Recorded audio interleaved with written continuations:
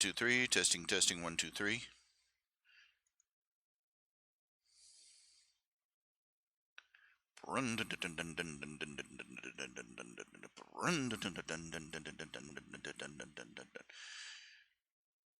Come on.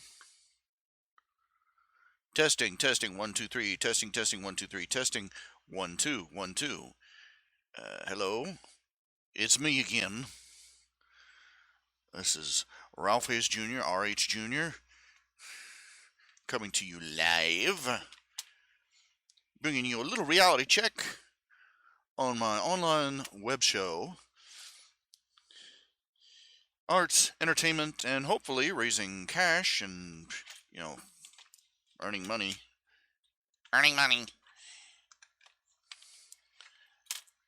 Calling you live on my internet show, Spleen Squeezins.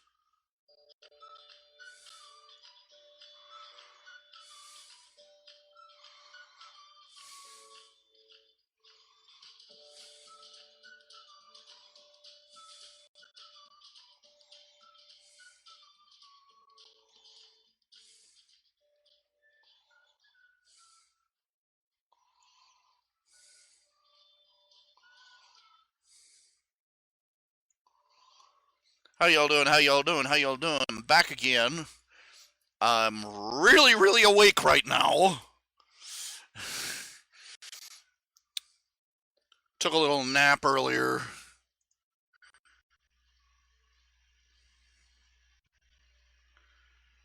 Well, okay, I'm lying. I fell asleep at my desk. So, playlist. Is the system sound working? System sound is not working. Again.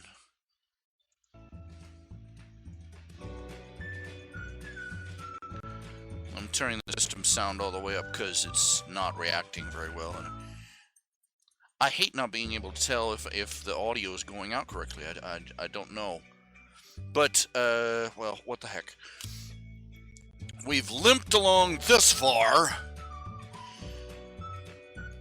How y'all doing? Like I said.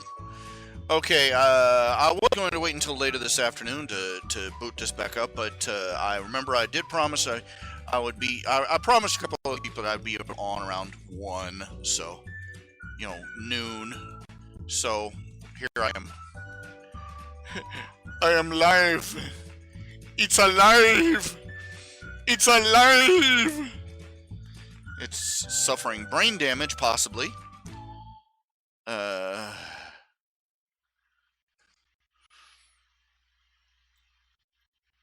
Okay.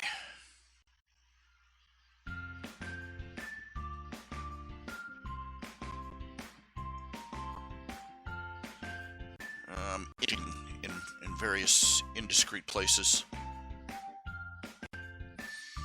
Fun factoid for you. Blue was always a masculine color. In fact, up until about 100 years ago, pink was the color associated with boys, and blue was associated with girls.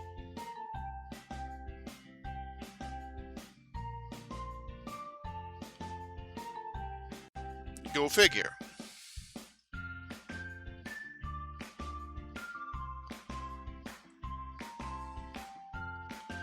It wasn't until around World War II that blue became associated with boys and pink and red with girls.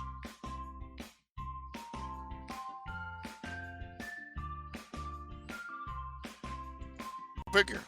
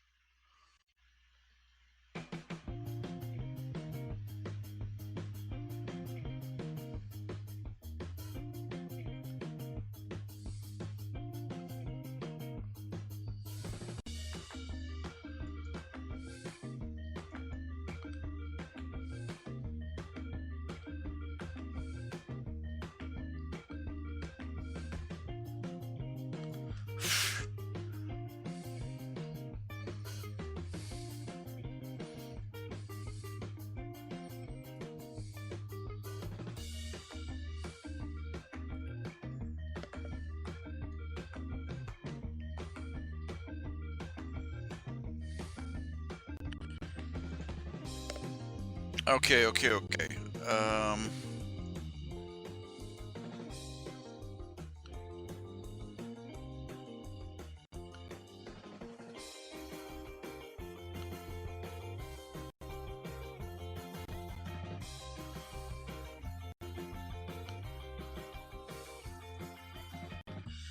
Okay, I'm trying to think. But I can't remember what. Um. Okay, maybe I'm not awake as I think I am.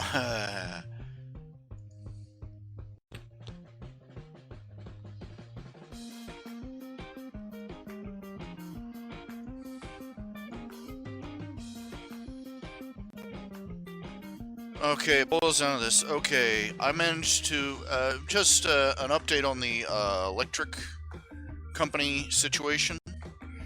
I managed to send them a payment. A very kind and generous fan donated a little bit of money. I managed to send them another payment, so I'm chipping away at it. We're chipping away at it. I gotta see what I owe here. Still, let's see here.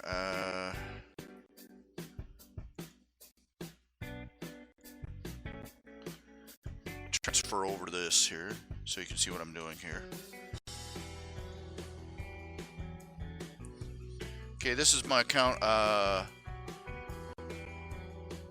I just sent them I just sent them another $200, so the total amount due has been reduced to $400. This says currently, they're processing the last payment I sent, so I've still got $400 to go. Now,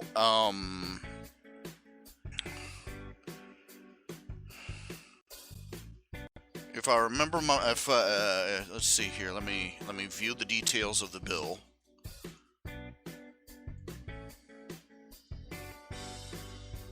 Okay, so no, that's the details I already got. Okay, that's no help. View bill. Bill.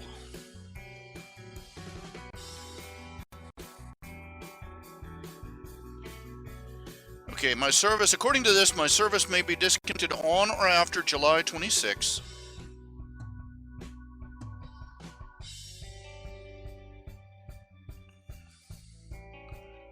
Okay, this is the old bill.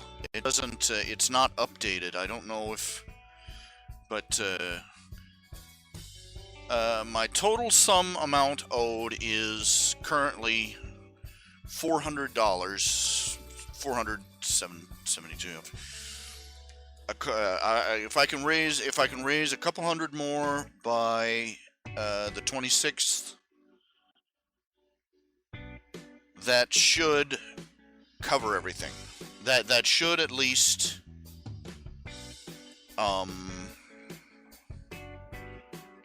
get me caught up. I had to dip into an emergency account that absolutely was not touched. This critical up against the wall time.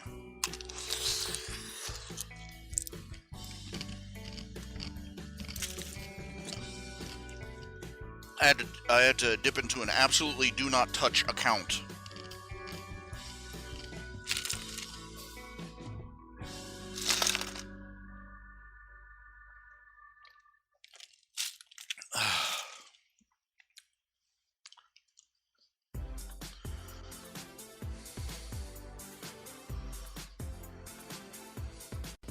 So, not much fun. I'm gonna be spending as much time as I can. I'm just gonna have to rebuild that account a few dollars at a time.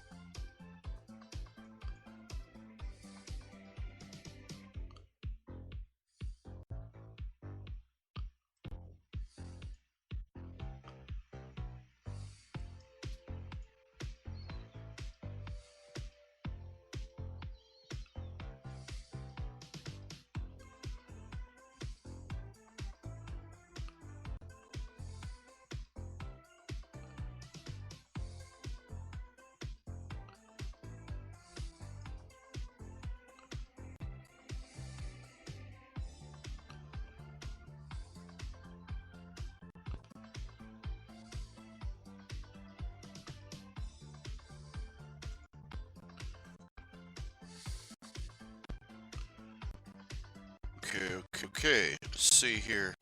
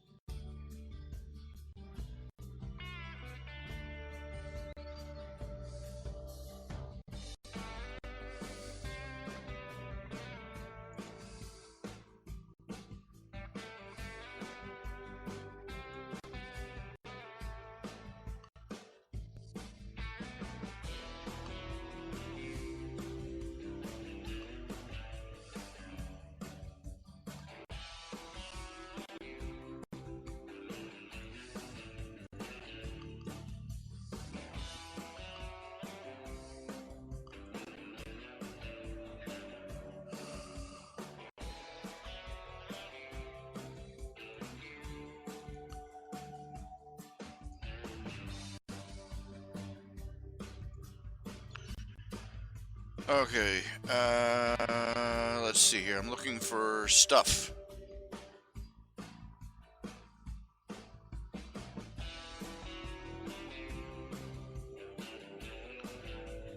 Uh,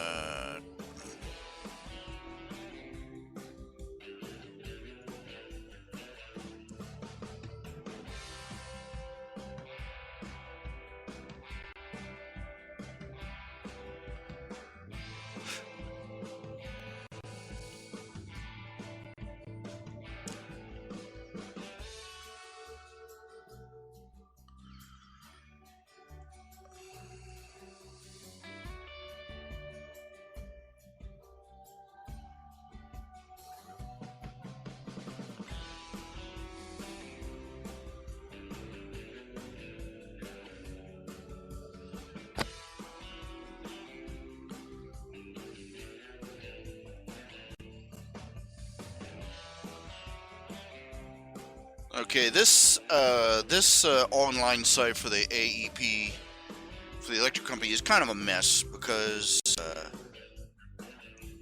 the most current, well,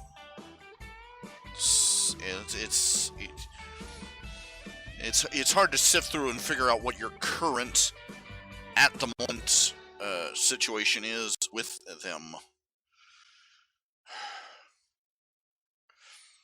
But I know that I need to raise at least 200. I need to raise a couple $100 more and chuck it at them here. But I'm gonna be calling them a little bit later today and speaking to them and seeing what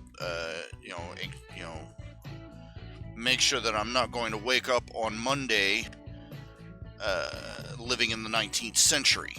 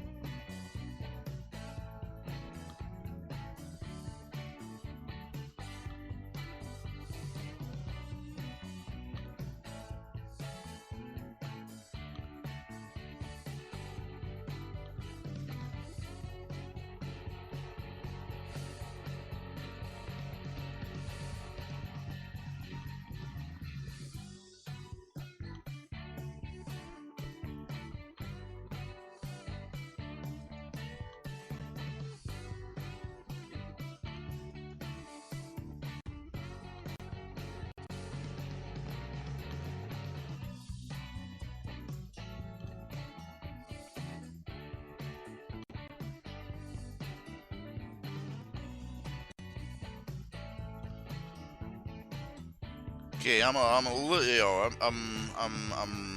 my tank's running on empty at the moment. I'm feeling a little, fuzzed out.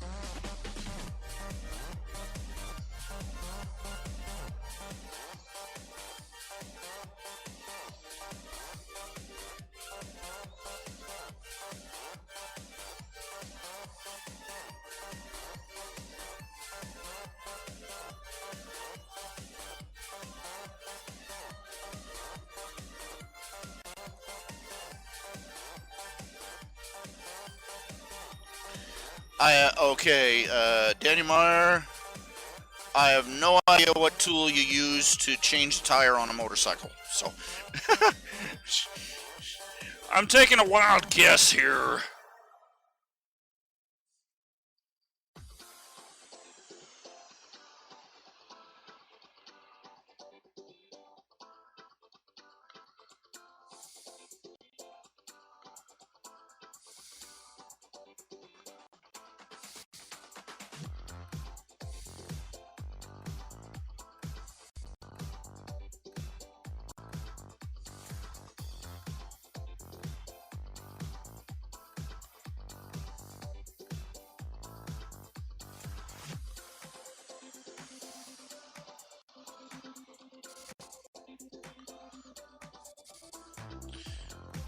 You see here, I'm trying to just tweet, close this link.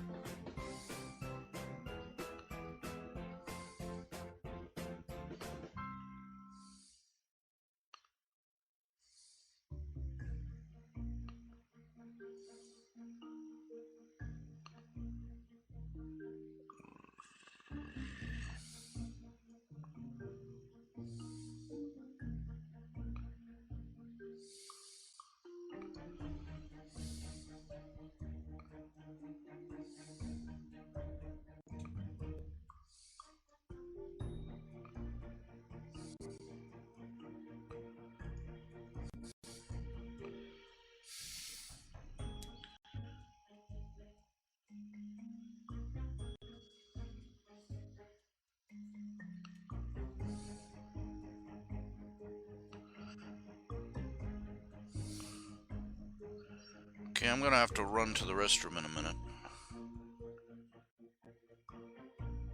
In fact, I'm gonna have to run right about now. I'm feeling just a little tummy rumble. I'll just change this so we can enjoy the art slideshow. I will be back in a few minutes.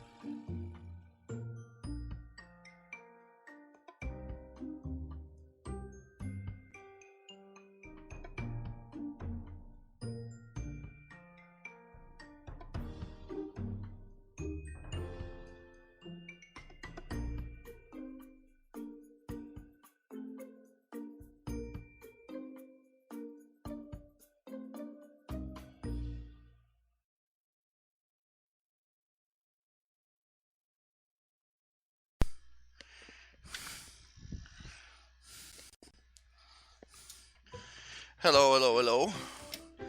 Testing, testing, 1 2 1 2 1 2. Okay, I'm back. Just received something in the mail. Just received something in the mail. Someone, a kind and generous person, sent me a new monitor. Now, as I said, I went out the other day and I bought myself, when they had them on sale for like $80 at Walmart, and I managed to have a little windfall from my ad revenue, so I was able to buy a new monitor. But apparently somebody, I posted, I'm going to be offline for a while because my monitor was dead, because my old monitor just burnt out like a light bulb. But somebody, I'm looking at the ad, I'm looking at the mailing label thingy, and I can't tell who it's from. Let's see here.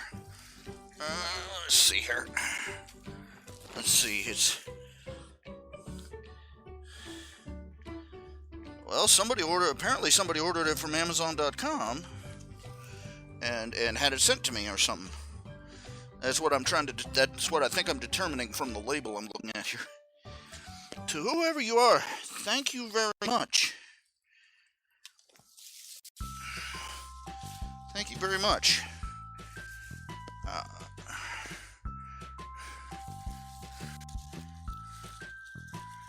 Considering, I'm going to keep this as a backup in case of emergency, because many a slip betwixt cup and lip, don't you know?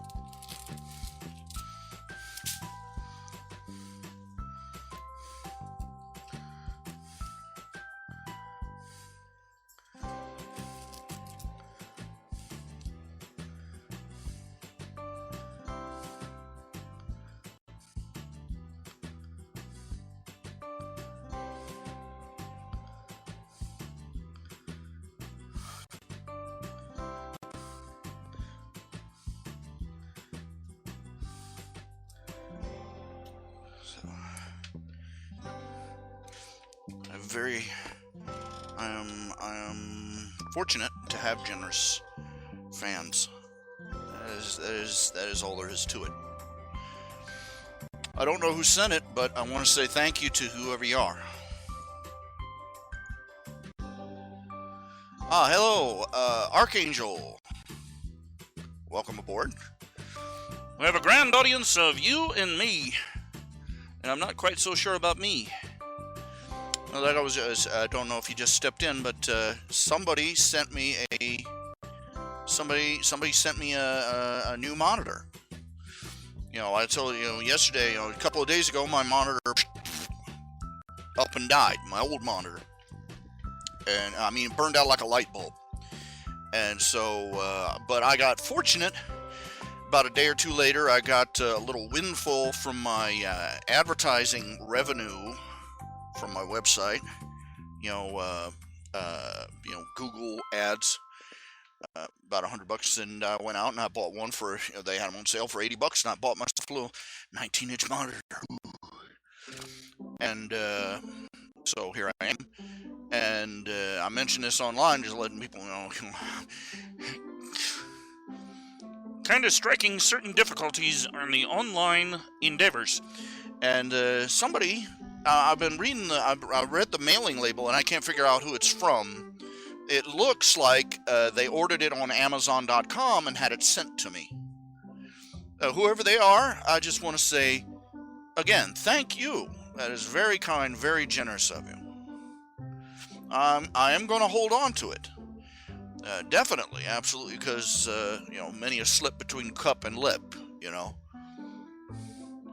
and usually, call it superstition, call it whatever you will, but I've found when I have a sudden windfall like that, it's because I'm desperately going to need it.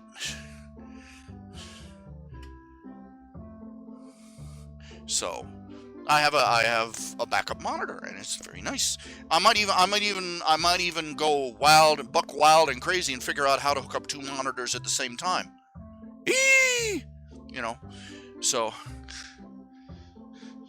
no, you madman! You absolute madman! Anyway, so let's hear it for people. I'm going to take a minute. I'm going to call the electric company. I want to see. I've been sending them piecemeal payments. I want to make sure how close am I to keeping you from shutting me off? So if you'll excuse me for just a minute, I'm going to make a little phone call. Be right back.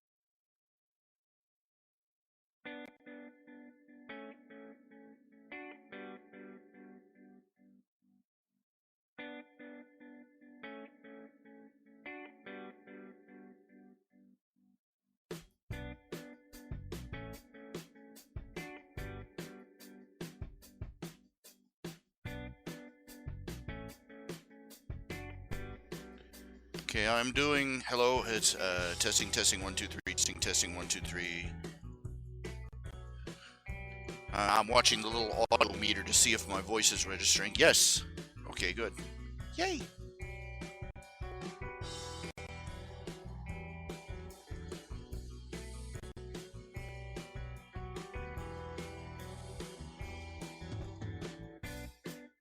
Okay.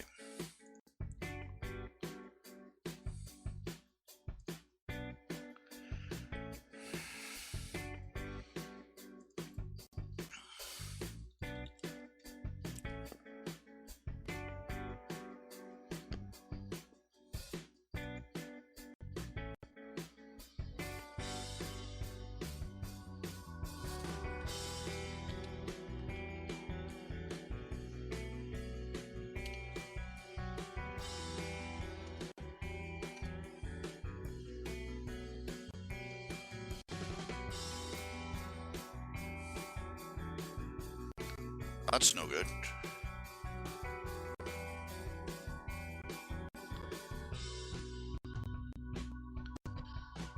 I'm checking a few things, see if I have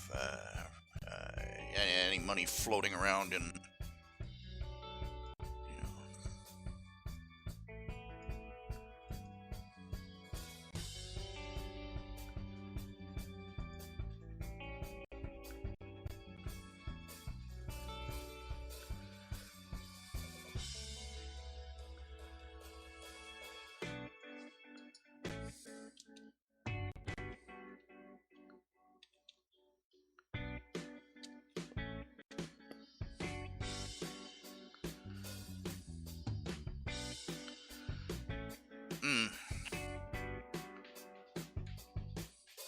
I have a little bit here and a little bit there, but it's still not adding up to what I need to raise. Like I was pretty close. I have to raise a little bit around $100 to prevent a disconnect. I currently have about 60, so I'm close. I'm very, very close. I have $30 in one account and $30 in another, and now. Of course, by the end of next month, I'm going to be right back in this. I would like to, I would like to rake in enough commissions and so forth. Actually, and so to pay off the current balance completely. The remaining balance is about $400. I have to pay at least $100 of that to keep from being disconnected. I would like to pay all four. I would, desperately love to pay all $400, so that I'm not accumulating. Delaying the inevitable is never good. Anyway, so here I am, online, doing stuff. Trying to raise pledges and donations and commissions and sales.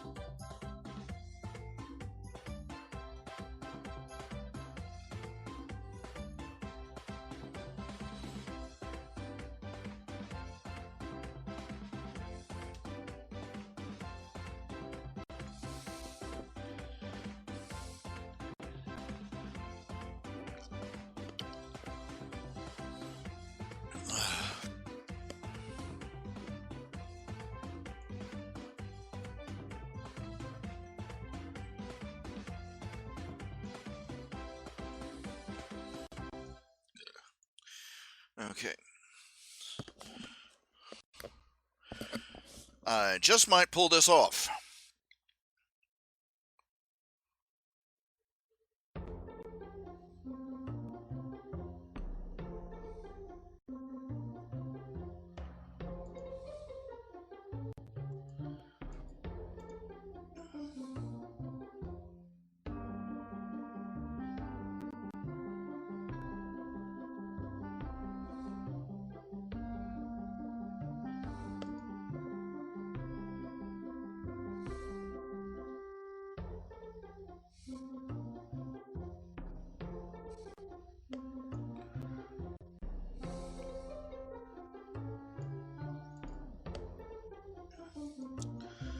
Okay. In other news, this is apparently my sister's wedding anniversary. Congratulations to both of them. Oh goodness, June wedding. What can I say? She didn't wear shoes for the wedding. It was a West Virginia church, and she looked beautiful. Let me see if I can find a photo of her. It was on the web feed.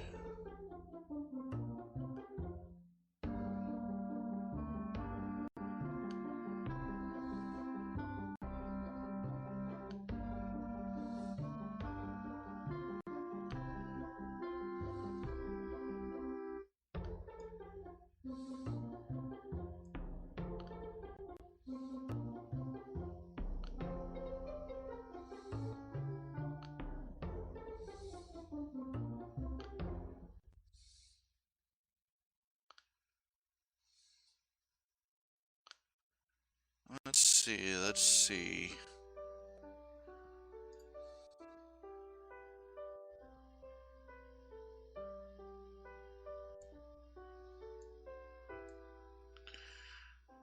Well, I had something.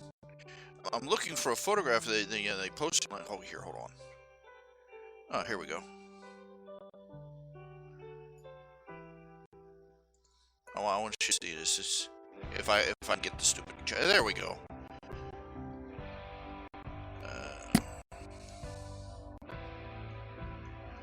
David and Debbie.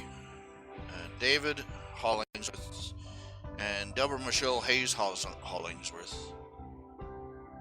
This was them 22 years ago. And you can't see it on there, but she's barefoot. She had a barefoot West Virginia wedding. I never missed an opportunity to tease her about that. The shoes, apparently, I don't know whether the shoes are just uncomfortable or she just decided she wasn't going to mess with it. And like, what's the point of having that wedding gown? She's going to show up with sneakers on underneath. I don't know. So,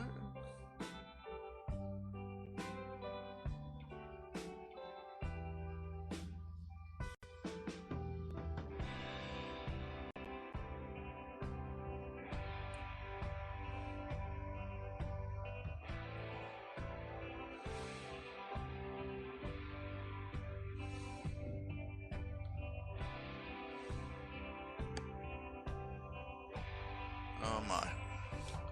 The years fly by.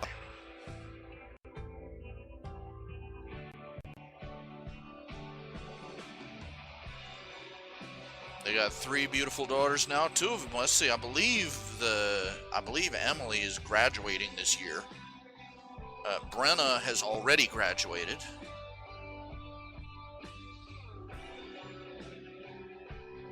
You know,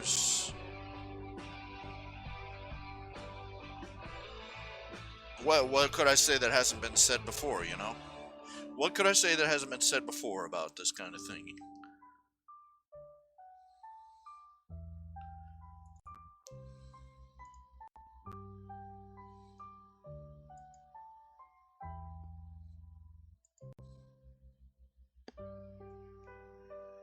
I wish them the world. No, I wish them the whole wide world.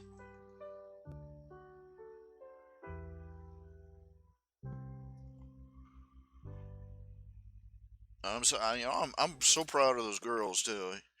Uh, Brenna, she's graduated from uh, she's graduated from school. She's already moved out on her own, and she has graduated from beautician's college. You know, and she's already started a career in that. And Emily, the middle daughter, she is apparently big into engineering. In the industrial arts.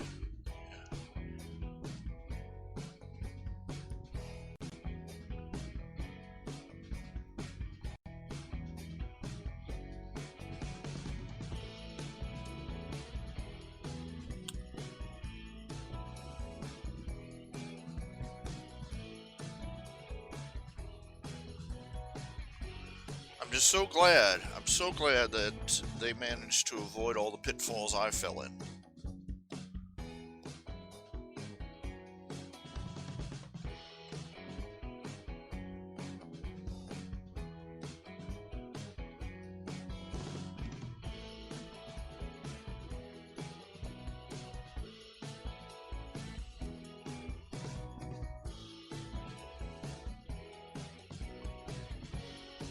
Well,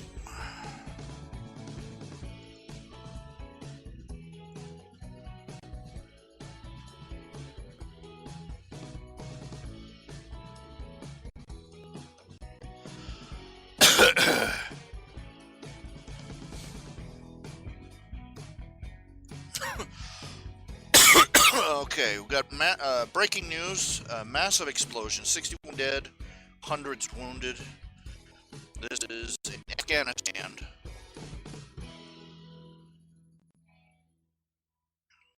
61 people dead, 207 injured in Afghanistan. Another Islamic attack.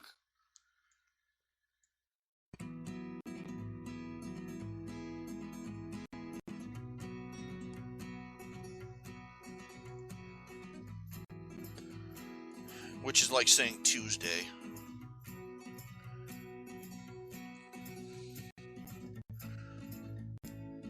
Everybody, I love how whenever whenever a news story breaks and they announce, people pick on the news media for only taking interest when it's American people that die. The American press only being interested when it's American citizens who die, and there is a little bit of something to that complaint, but let's address the reality here.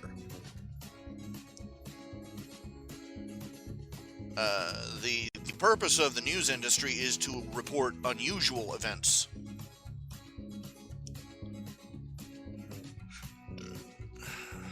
People in Beirut blowing each other up is not news. It's not front page news at the very least. It's like I said, that's not the front page news, that's Tuesday. For most of these most of these third world countries and Middle East countries is nothing new. Reporting all the atrocities that are going on in these miserable countries would be like putting fire alarms in hell.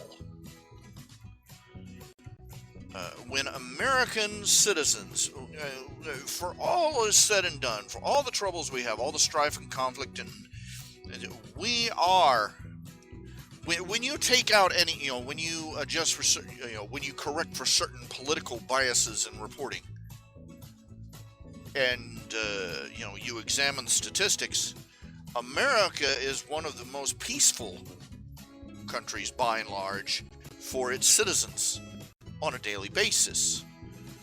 We have bad areas like the Bronx in New York City, but for the most part, the average American does not witness a lot of violence on a day-to-day basis. We don't wake up in the morning and see tanks rolling through our neighborhood or bombers flying overhead, okay? We do not have jungle tribesmen rampaging through the fields of our farms. We don't have this kind of crap that's commonplace all over the rest of the world. We enjoy a very high standard of living because of our freedoms and because of our civil rights and because of our prosperity. And so yes, it's going to be unusual when a great number of American citizens suddenly die in a violent terrorist attack.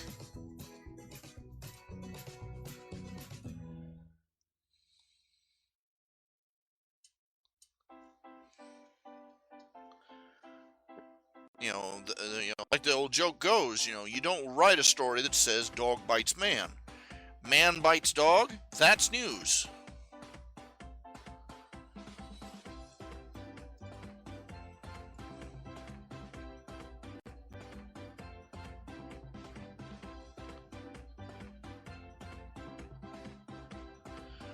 Okay, in other news, a base used by U.S. and British forces in Syria has been bombed at least twice by Russian jets.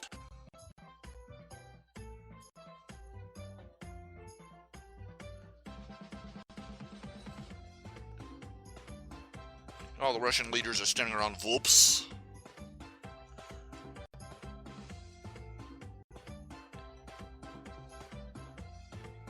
Is big mistake, comrade. Oopsie.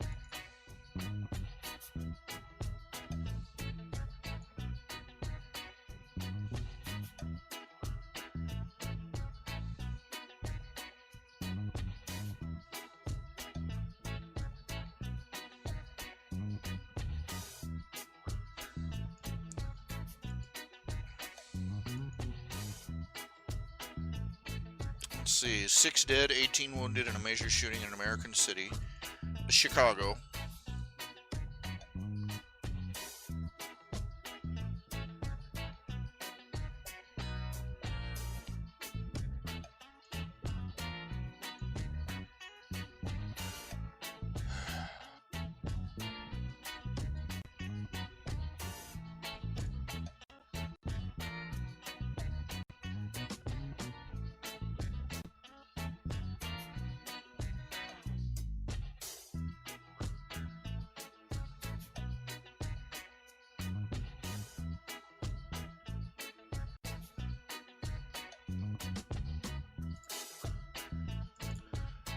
It's another black on black killing.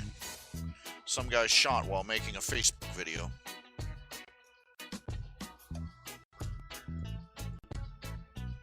How many of you have seen these? How many of you have seen these here?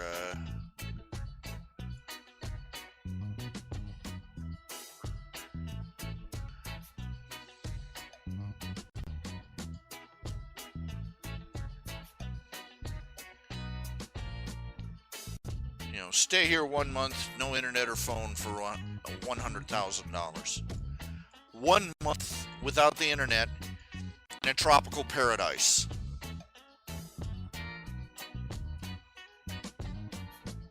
I would sleep in a gutter for a month for $100 grand. And that's no lie. That's dang it. 100,000. That would be like. Dang, that would be. That would be like 10 years income for me.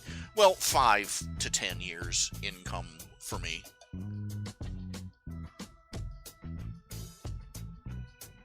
You know, 100,000 just.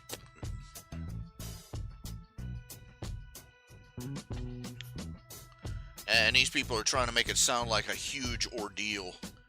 Listen, you're talking to a guy, who's had to poop in a bucket. So, I've not exactly lived a luxurious life.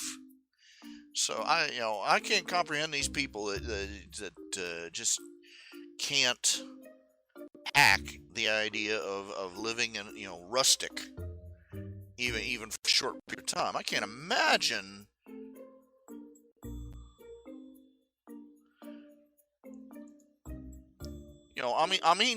Give me something that's a challenge.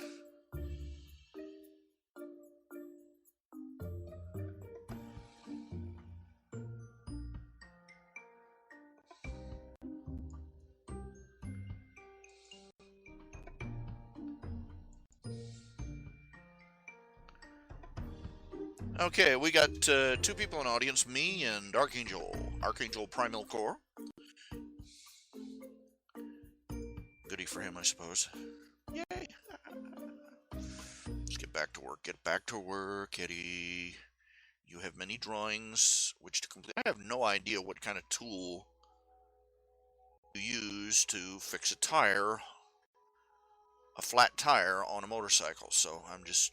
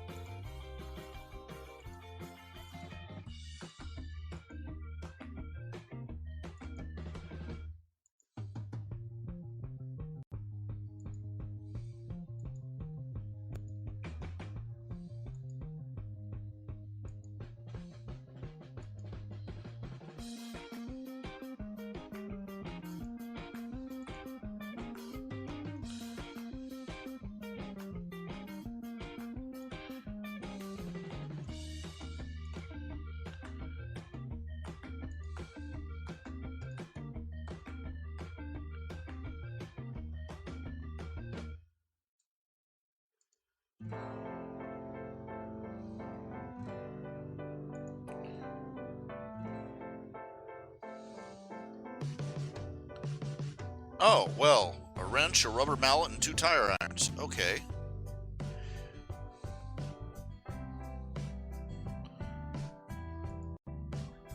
You know, he's supposed to be working on, his motorcycles. That one frame he's supposed to be working on his motorcycle is broken down, and I figured a flat tire was like universal symbol for broken.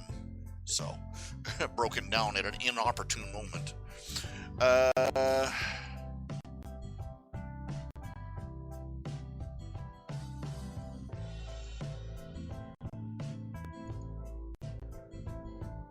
Let me see here. Let's move that on to a new song. Old. This song list has 792 songs on it, and I think I've heard all of them. Like, you're killing me. Can you hear the music? That's my question. Can you hear the music?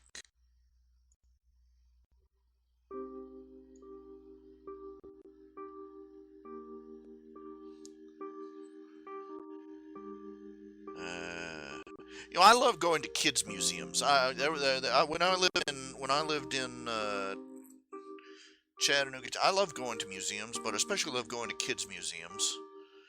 I get funny looks.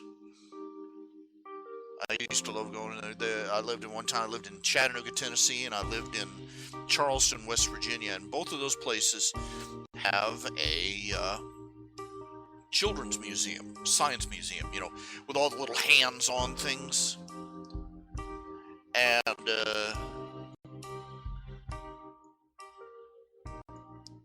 quite frankly, I think the vast majority of adults need to take a few trips through those science museums, COSI and places like that. People have lost their savor for the truth.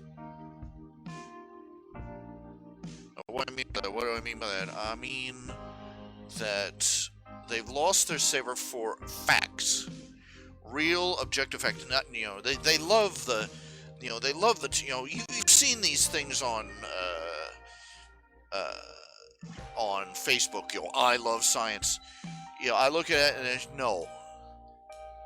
They'll post up a picture of they'll post up an astronomy photo of a galaxy or a planet or something. I love science. No, you love the shiny. You love the shiny toys of technology and engineering. You don't love science. You don't love the objective. You don't love the objective pursuit of impartial, verifiable fact.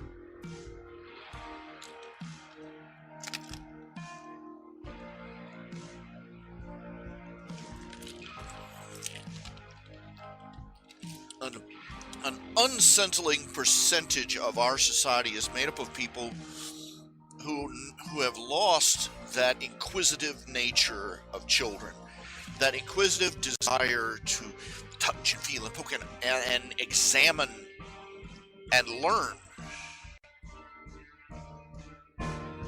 and question and analyze. They would much rather they would much rather sit back and be spoon-fed the info, and they've lost that inner scientist, and they would much rather have somebody wearing a white lab coat come around and tell them what to believe, so that they don't have to think about it too hard.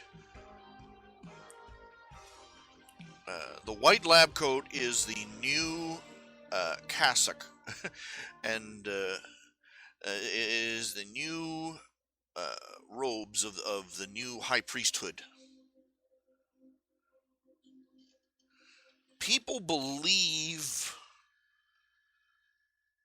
science. You just call yourself a scientist, no matter how shaky your credentials.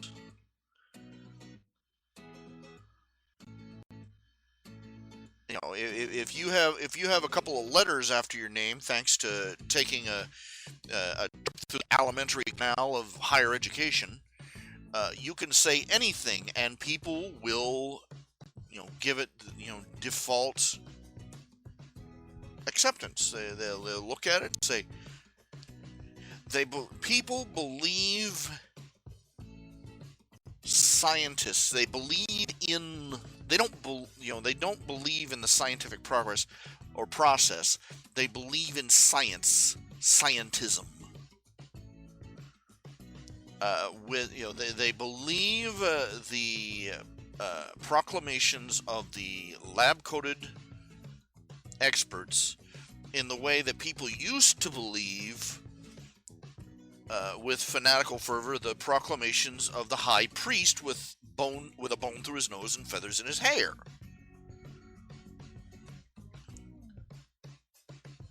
And quite bluntly, they're no better off.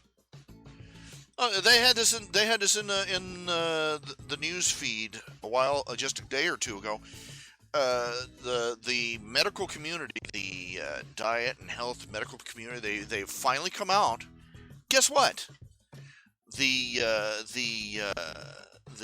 low carb diet people, the paleo diet people, the low carb people, in general, they were right. They finally admitted it.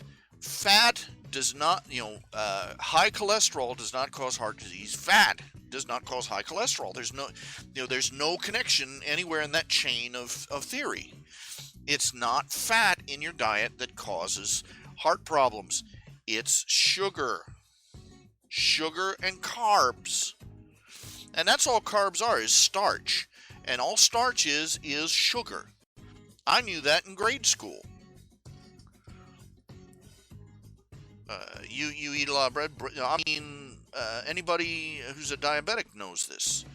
The glycemic index, how fast, they have this thing called the glycemic index. It indicates how fast eating a certain food will increase your blood sugar.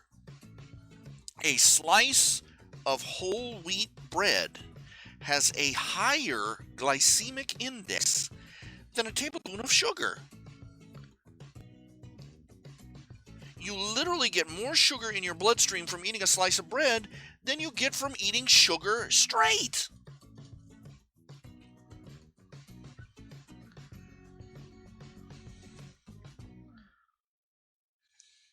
And they're all coming back and going, 50 years of this, 60 years, almost all the way back to World War II. Let's see here. The 1950s, 1960s is when they came up with the lipid hypothesis, which was junk science right from the start, the way they conducted it. And they've been scaring people off of meat and off of milk and off of dairy and off of eggs and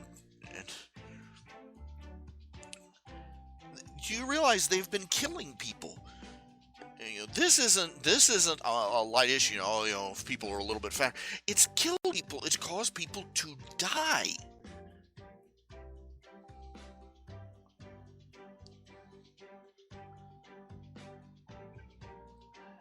And can you imagine how horrifying it is for many of these doctors to realize, oh my God, I've spent the last 20 years of my life, sanctimoniously lecturing people to eat the very diet that killed them.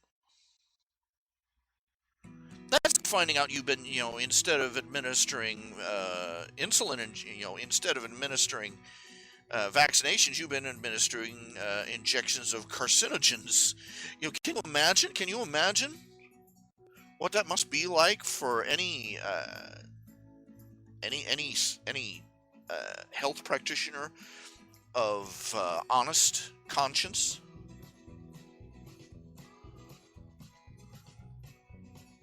For 50 years, it has been dogma.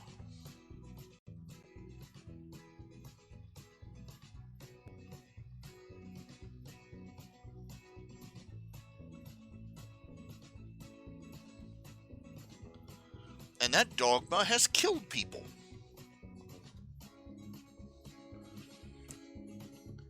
Because, and the reason it was so effective at killing people is because people had and have an undying faith in anybody wearing the sacred robes Holy Church of Scientism. And you can hear somebody in the background already. This Ralph Hayes guy, it's typical. He's a typical Christian. He's anti-science. No, I am very pro-science. Problem is, what I call science and what you jerk monkeys call science are two different things. Science is a process.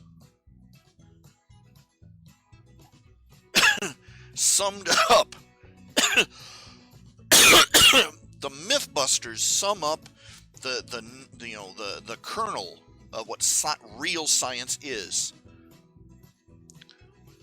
Testing your beliefs by experimentation. Everything else is paperwork.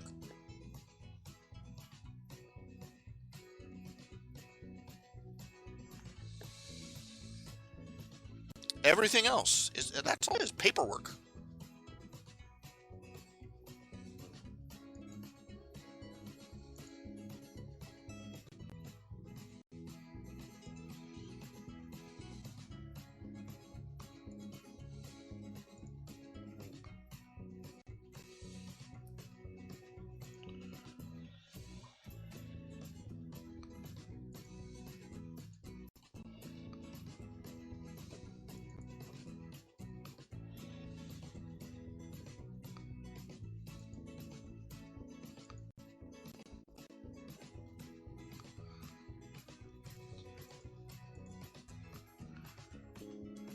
I really do hope when they make a sequel to Zootopia. Yeah, I ship it. Judy Hopps and Nick Wilde.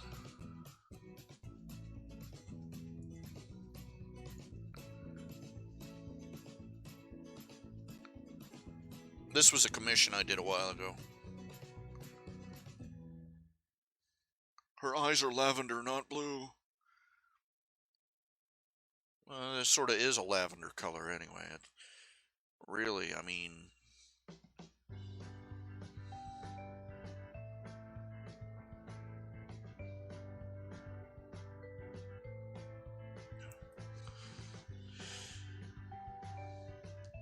Now, I've said this before, and I'll say it again. All fan fiction is fiction. It basically consists of, you know what a fic is. Basically, the idea is that fic is where somebody writes a fan fiction that fixes what they think is wrong with the show.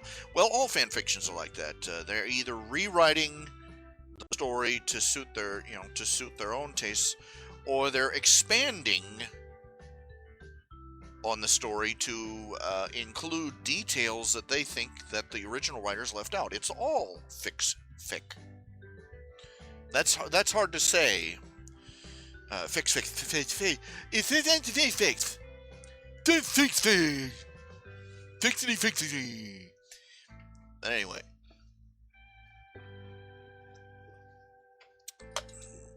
A lot of the things they added, a lot of the things they did in Zootopia, just for whimsy,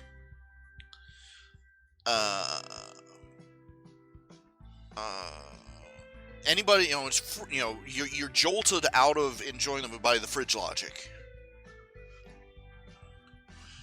Now, you know what fridge logic is?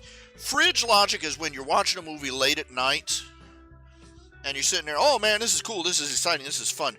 And then you get up, and commercial break comes on, you get up, you go take a leak, and you go to the fridge to get a snack. And just as the little light in the fridge comes on, you suddenly realize that there was a big plot hole in the middle of the story you just watching. There's a big problem here. Like Citizen Kane. Nobody noticed this for years, but in the opening, Citizen Kane opens up with this guy saying Rosebud, his last word before he dies. Rosebud. And the whole movie is about this reporter traveling around trying to figure out what he meant by Rosebud. Well, The thing of it is that when the guy says Rosebud, the nurse that was tending him was out of the room. Nobody was there to hear him say Rosebud. So how did this news report, how did anybody know that his last word was Rosebud? And you're sitting there in front of the refrigerator holding a can of Monster Cola and digging around for some dip for your chips, and you're going, wait a minute. Well, Zootopia had a few of those fridge logic moments. The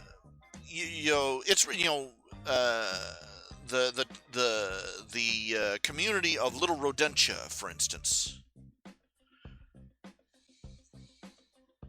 which is also a bit of fridge brilliance, because they have this community that none of the cops can go into. They're too big. And who is the biggest crime boss in Zootopia? Mr. Big, a little shrew. What most people don't realize about organized crime is that organized crime often arises in places where the law is ineffective, at protecting the people. That's how protection rackets start. Often the protection they offer is legitimate. They're protecting their turf from other gangs. They actually do get something besides threats from these people on time. And many times, especially the days of Al Capone, those enforcers were the people you turned to rather than turning to the cops. That was how bad it was in some communities. And you figure you've got an entire community that, due to the prejudices of the politicians and of the leaders in the police force, has no police officers small enough to even safely traverse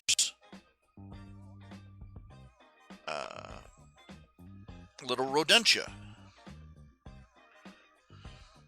until Judy Hopps comes along.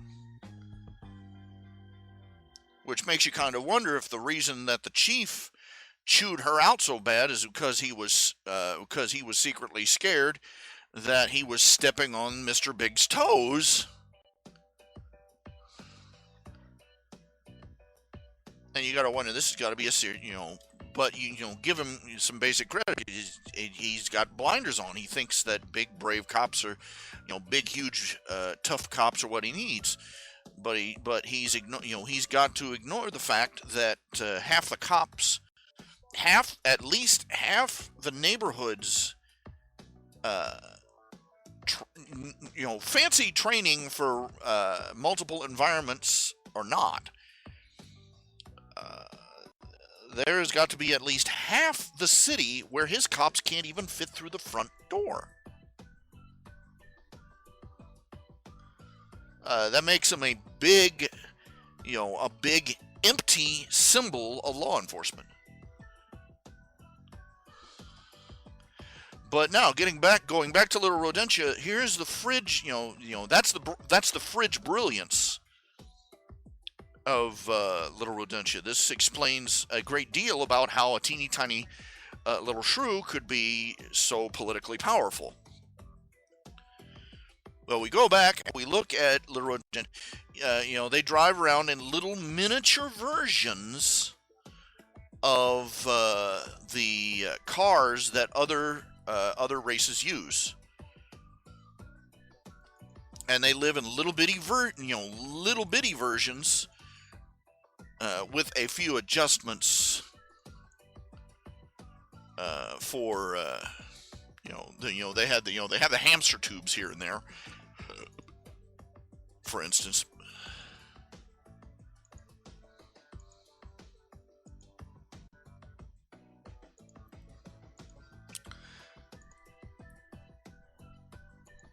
But this makes no adjustment, for the fact that the small folk are going to need to operate outside of Little Rodentia.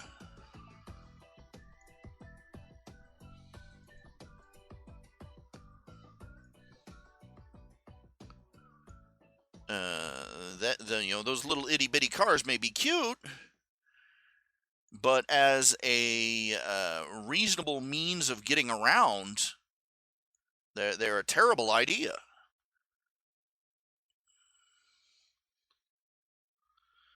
Because they can't even get over the curb. Think about it. They can't. Realistically, their vehicles would probably look more like you remember the hamster ball vehicles that they had in the latest Jurassic Park. That's what vehicles for the rodent class in Zootopia would probably look like, because it would be basically a large wheel, so that they would be, a vehicle like that would for a mouse would be able to get up over curbs, up and down stairwells, and it would also be larger and be more provide more protection than one of these teeny tiny little crushable cars.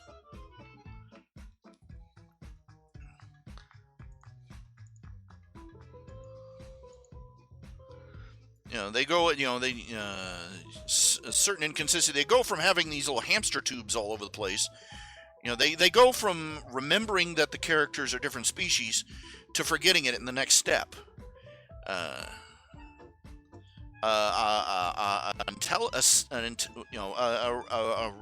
more involved writer. I don't want to say serious writer, because it's a cartoon, but a more involved writer, one trying to make, construct, build a internally consistent world, will recognize that,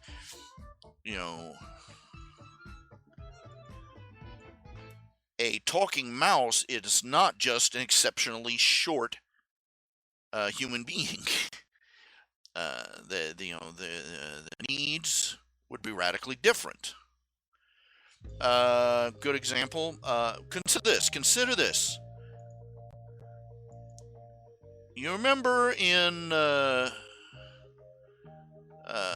you've seen it in all sorts of movies. Fievel Goes West, and An American Tale, and The Secret of Nim, and you get the idea. The mice will be shown carrying like a matchstick, or carrying torches that burn and flicker and last just as long as a full-sized torch that a human would carry. Now think about that. Think about that carefully.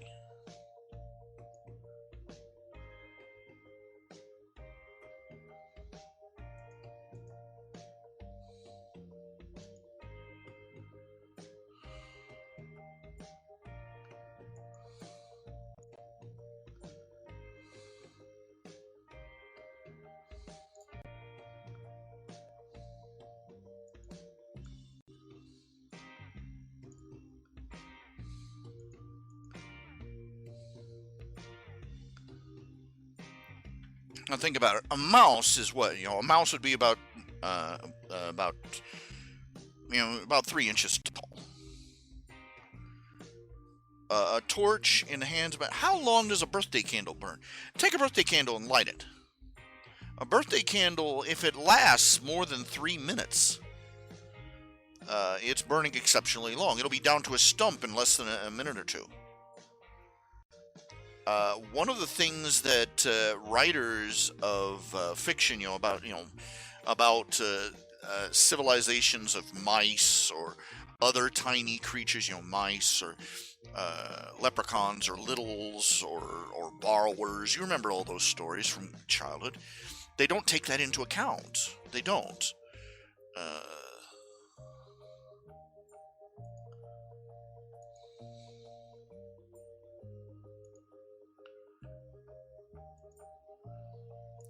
they will show, they will show them sitting around mouse-sized campfires, and they forget that a mouse-sized campfire would burn out in a matter of uh, you know 30 seconds to a minute.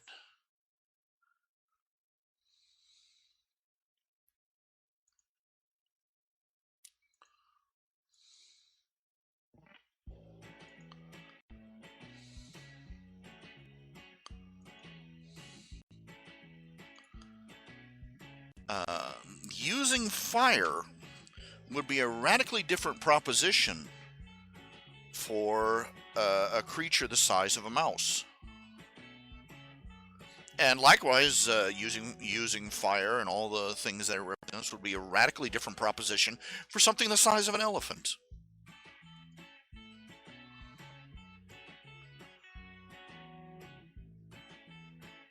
Think about it. You write a story about the dawn of civilization for rodents. Cave mouse. How large, cave mouse decides to build a fire to keep himself warm overnight. How large will it have to be? That fire will, that campfire would have to have as much fuel as a normal-sized human campfire. Otherwise, it would either burn out rapidly or run out of fuel long before the night was over.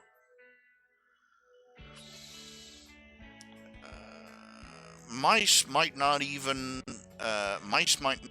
develop the use of fire because it's too unstable to control at their size.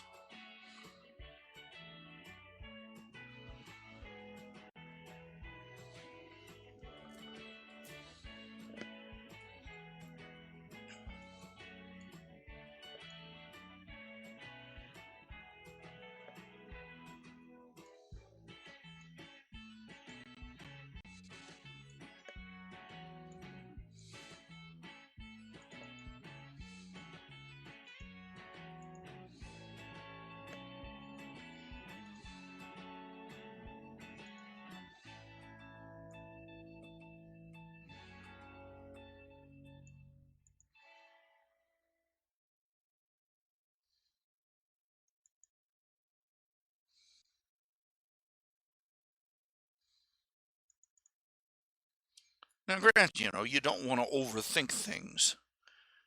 Remember the Mystery Science Theater mantra.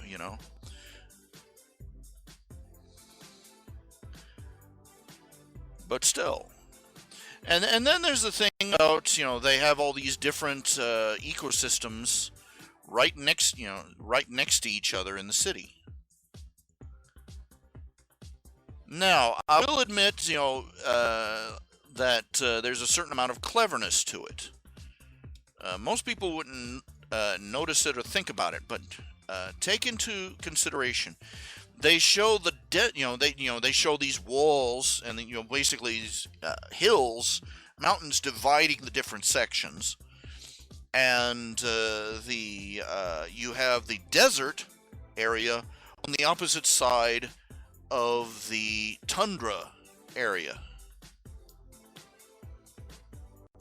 And off to one side you have the rainforest area. Now think about it, and they show the enormous heaters and fans and air conditioners. What is one of the side products of using air conditioning?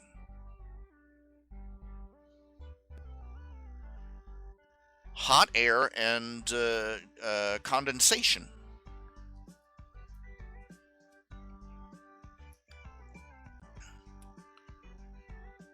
You have the air conditioner pointing one way, blowing into Thundertown. The cold air is going one way. The hot air is blowing out.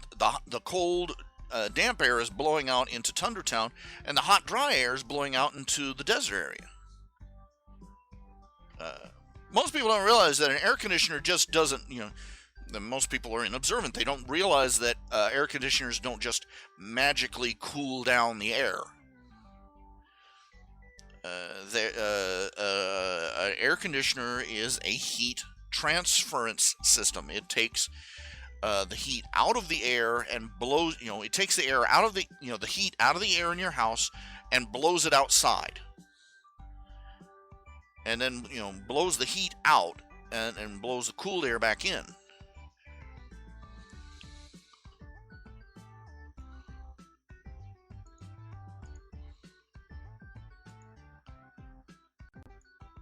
They don't realize that the heat has to go someplace. So, give the creators of the movie points for that.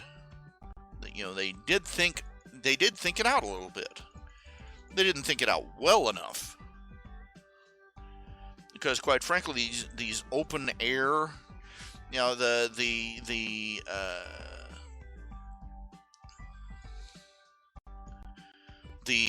city is apparently in a temperate climate zone. So,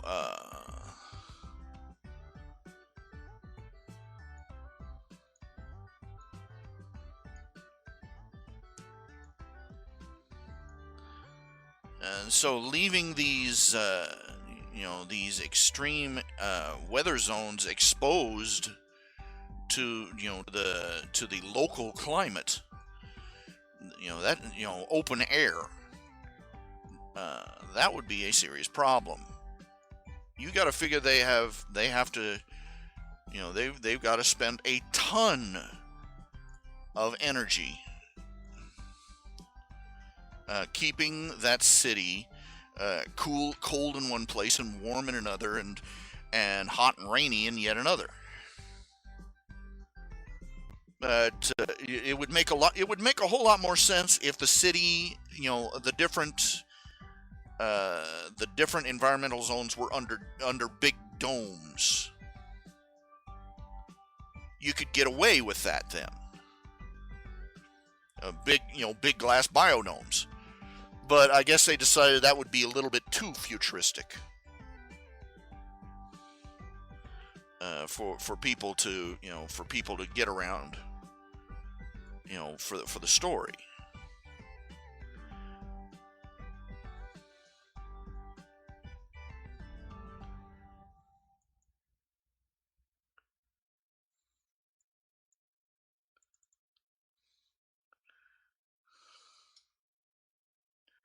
And then there's the fact that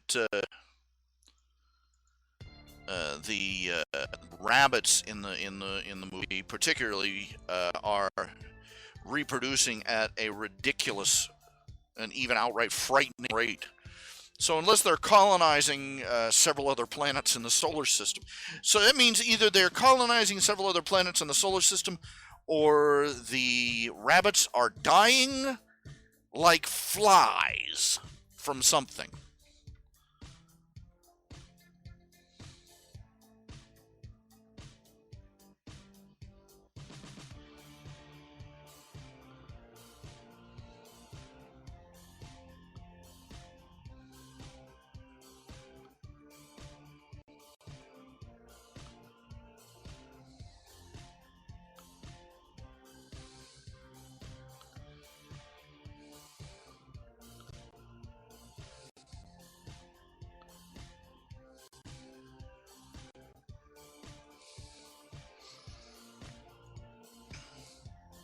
This is one of those "did not think it through" kind of moments in the movie.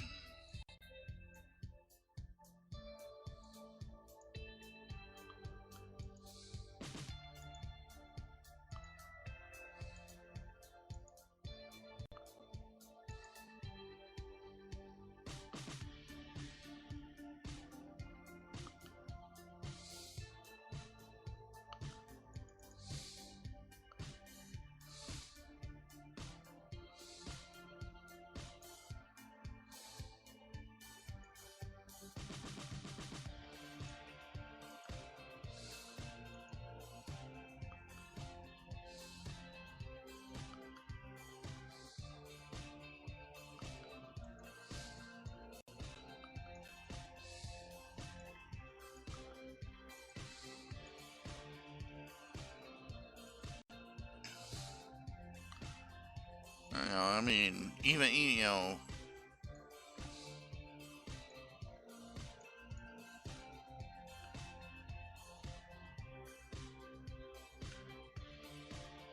in any civilization, 200 kids.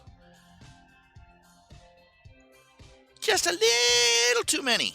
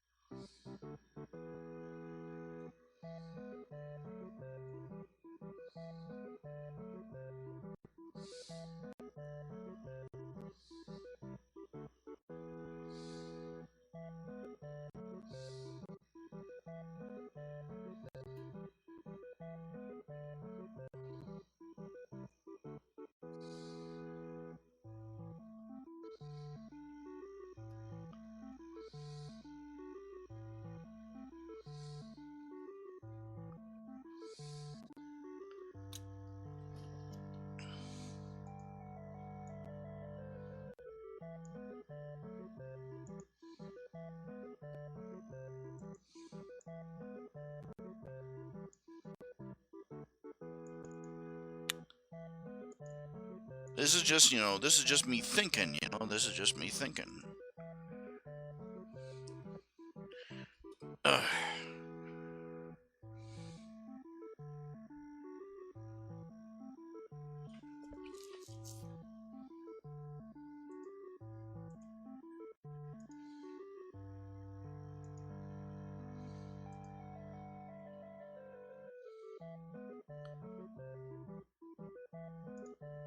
So, you're going to get a lot of fan fiction trying to explain that little problem away. And most of it's going to suck.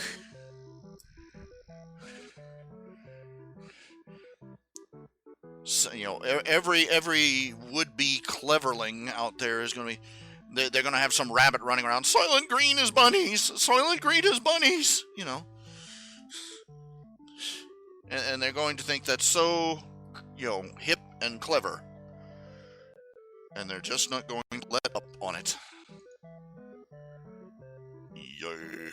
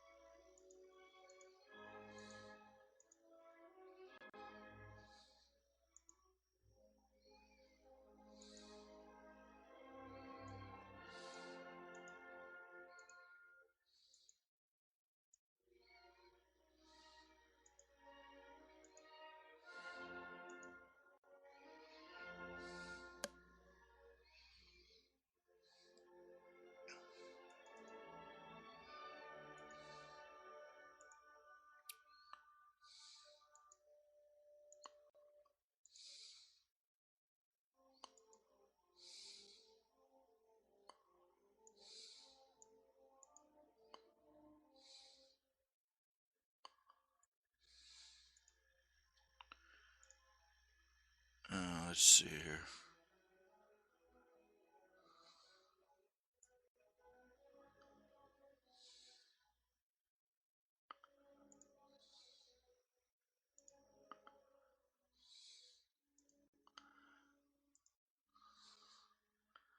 Okay, we got 3 people in the audience. One of them's me. Okay, we got Archangel, and who else has just clocked in? Shout out, say say hello so we can see your name. Give us some love.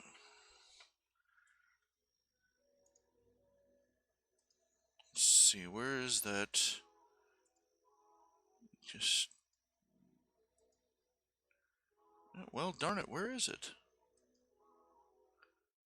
That's not it. Where is it? I had a commission out here that was. It's just not there. Ah, here we go. They're apparently stacked.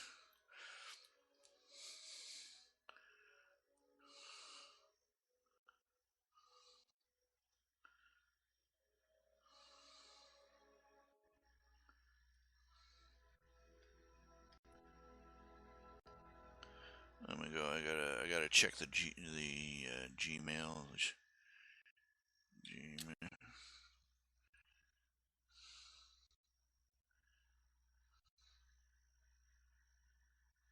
I'll admit to being a little bit stumped about Max Goof's commission. Let's see here.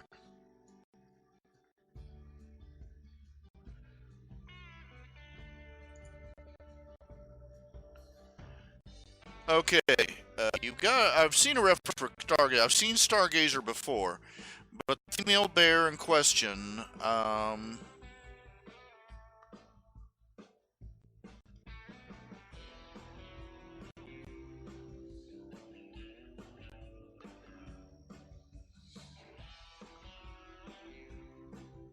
might help to.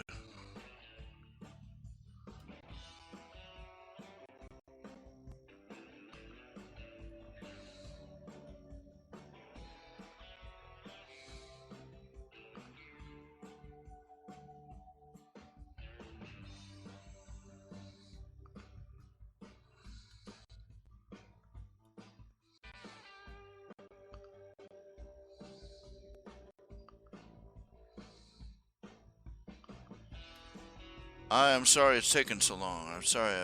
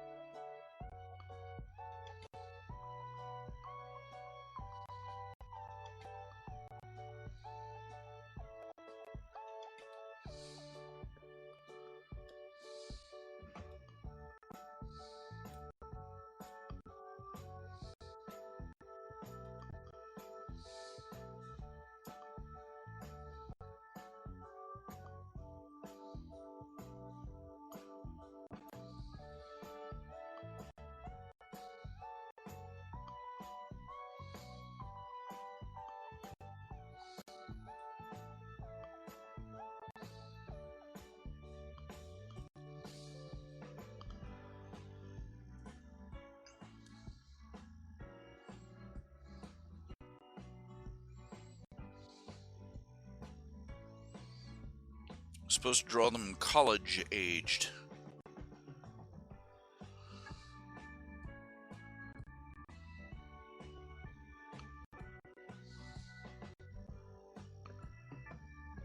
Let's see.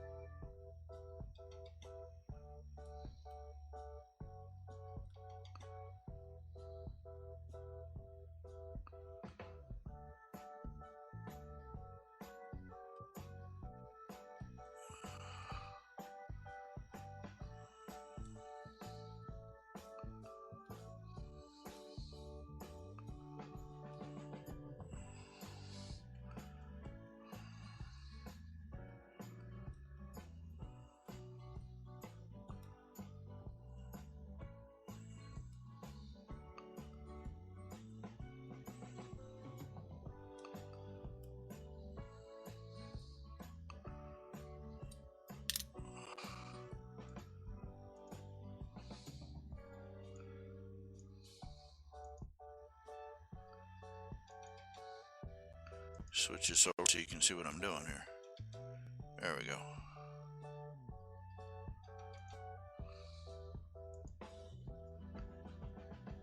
Okay, we got 3 people in audience. Could okay, everybody, could you just type something? Just say hello. That's all I'm asking. Say hi, doggone it. Animals are our friends, but they won't give you a ride to the airport.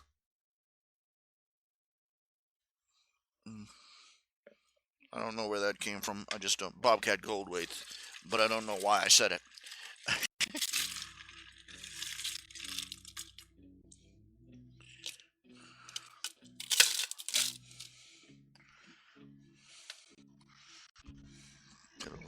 Where's my soda? Darn it, did I drink it all already? Oh, there it is. Hello, Elliot Olson. Elliot Olson, good to see you. Welcome aboard.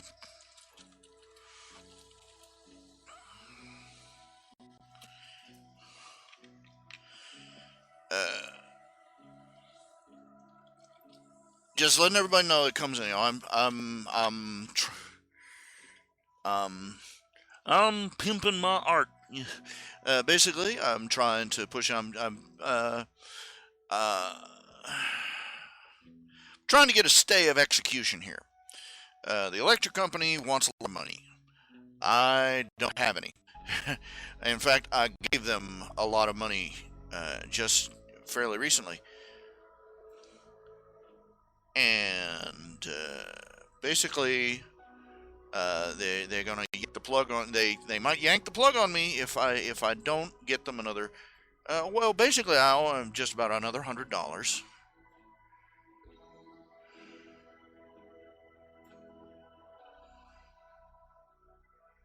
I have 60 in the bank. So if one of y'all could just, toss maybe $40, just a couple of favors in the donation, that'd be like really cool. But anyway, I'm taking commissions. I almost said consignments. I'm taking commissions, donations, and pledges. I'm offering. I have on my website. I have books for sale. I have they're comic collections of my work. I have. I'm selling DVDs, which reminds me, I've got several of those. I gotta label and mail out. That's on the to-do list for today.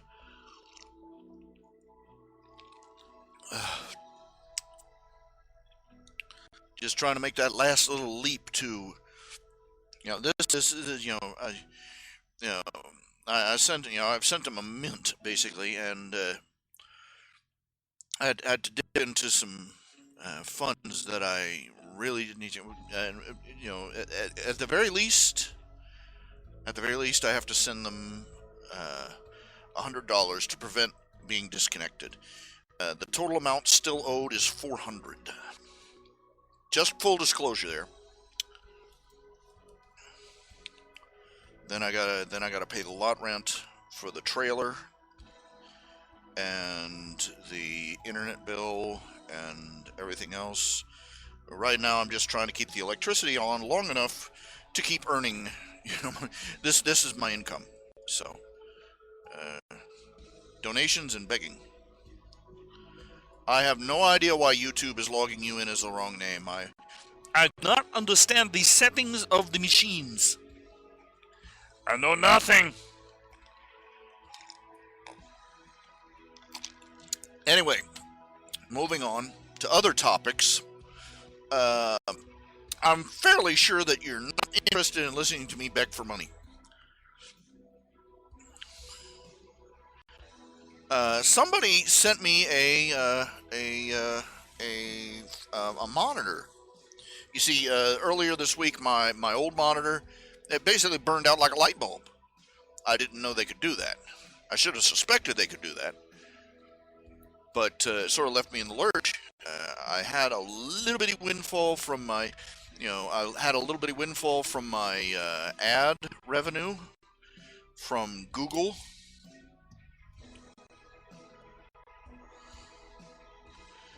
And I managed to see, they had them on sale at Walmart, and I bought myself a new one. And just today, apparently, I dropped the word that my monitor had burned out. Used my and somebody had Amazon. They used Amazon.com and sent me a monitor, a new one.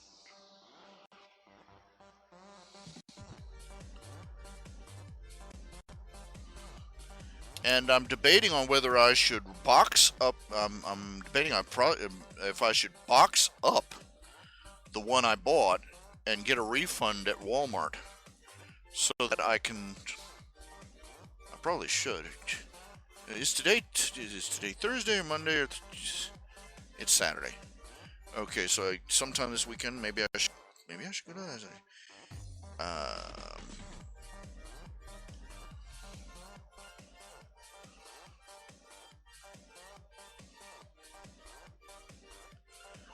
Have you ever been in a situation where no matter what you did, you felt kind of sleazy?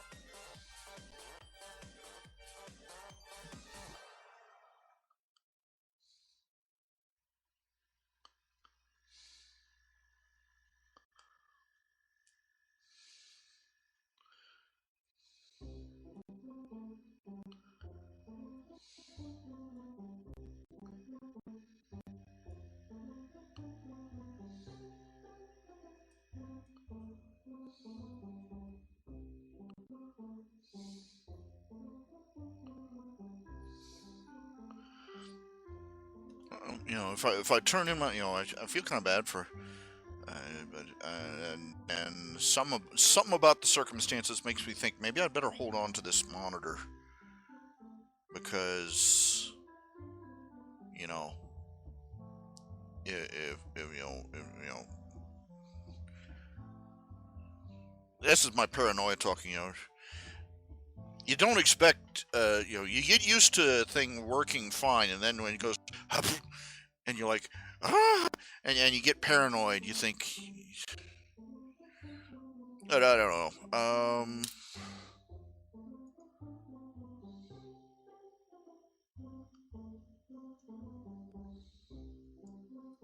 Okay, I'm looking at the chat page right now. What were you saying? Okay, well, it's in and out. I don't. There's a time lag between what I say here and what is heard there, and what you type and what I see, and we're talking through a time warp, warp. Okay, Elliot. Okay, well, good. You responded. We know who you are. Yay. I assume assume you're not somebody we already know who's just been strangely given a new name.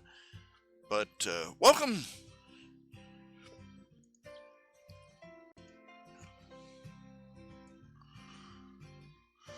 I probably should box up the monitor and because that, you know, if I get a refund on the monitor I bought, that will put me just over the amount that I need to prevent a disconnect on my power. It won't pay off the last bit of the bill, but it will at least put me over the threshold on having my power, preventing my power from being disconnected. So what do you all think? What should I do? I still have the box here, thankfully. Dang it! What a pain in the butt. But putting it back in the box, And let's see, do I have the receipt? I have the receipt. Here's the receipt. Yay.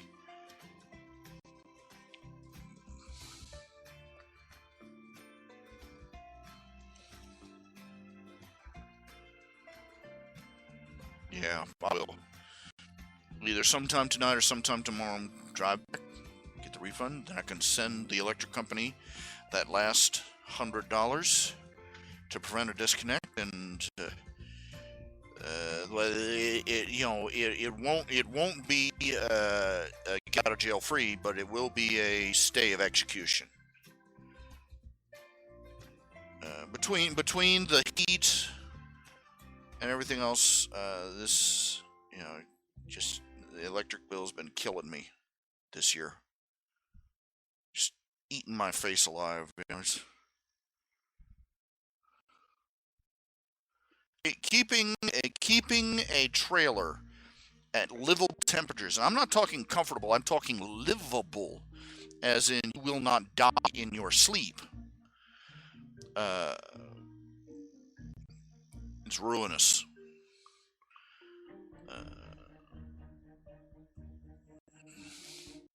Sometimes I think the guy that designed mobile homes should be brought up on charges of crimes against humanity.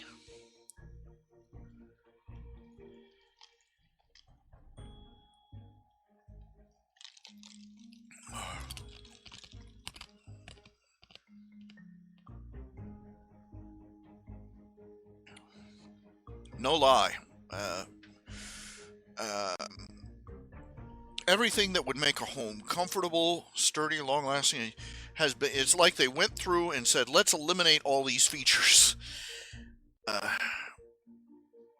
There's little to no insulation, and really, they can add insulation to, there's just no place to add it. They can put it on the underside of the house of a trailer, but that's it. And the stuff they can put in the walls and such, and the ceiling, paper thin, there's just no room for it. And even with, you're looking at a big wood and metal box with a tar paper roof sitting out there in the blazing sun. And in the winter,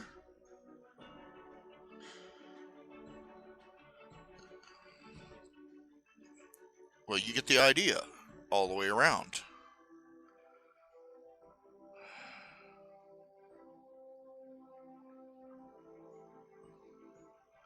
Of course, it doesn't help that this trailer is as old as I am. I'm not joking. It's a 1971 model. Same shape too. Thinning on top, bottom falling out, plumbing don't work right, gas problems.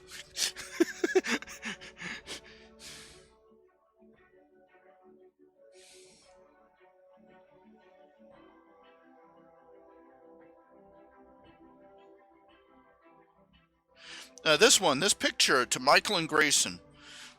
These were to two boys. It was a promotion. It was a request, but it was something I made. It was for the two boys. Back in 2014, there were a couple of boys that made the news they were My Little Pony fans, and they were victims of terrible bullying. One boy, he was bullied by his classmates for having a My Little Pony backpack. And so the school's solution was to ban him from coming back with it. Instead of punishing the bullies, they punished him and held him up for ridicule. The other boy, and this was really terrible, he was bullied so bad that he tried to kill himself.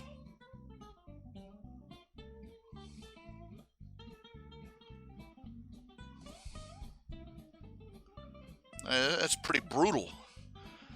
And I have to say this for the My Little Pony fandom community. They just the outpouring of compassion for these two boys. Faith in humanity restored a little bit.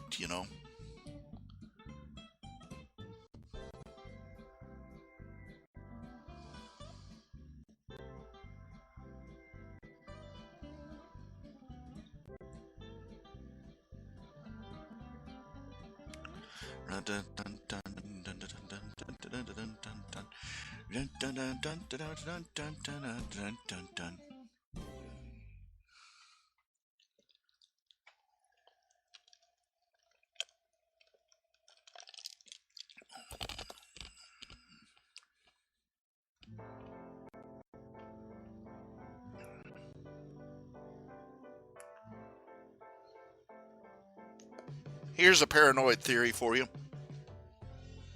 I won't call it a conspiracy theory because that would make it sound like it's not feasible. Conspiracy theory. Here's something for you to think about. Up until fairly recently, Obama, people used to pay attention to this, but Obama has been militarizing the police for years. They have been dumping military equipment on local police departments.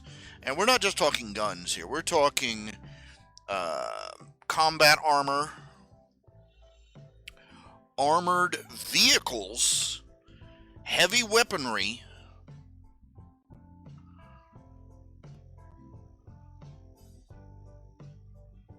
and more. I live in Marietta, Ohio. It's a little podunk city out in the middle of Ohio.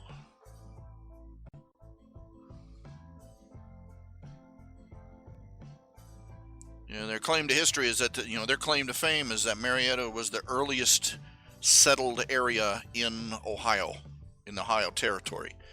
They'll even show you the log cabin. But they recently gave our police department an armored personnel carrier. It's basically, there are people say, oh, this isn't a tank, this is an anti-personnel carrier, and this over here is, it's a big armored vehicle with guns, tank, and in a pinch, the big guns on top can slide, and it's still a tank. It's a big, it's a big armored bulletproof vehicle with big crushy wheels on it. Okay.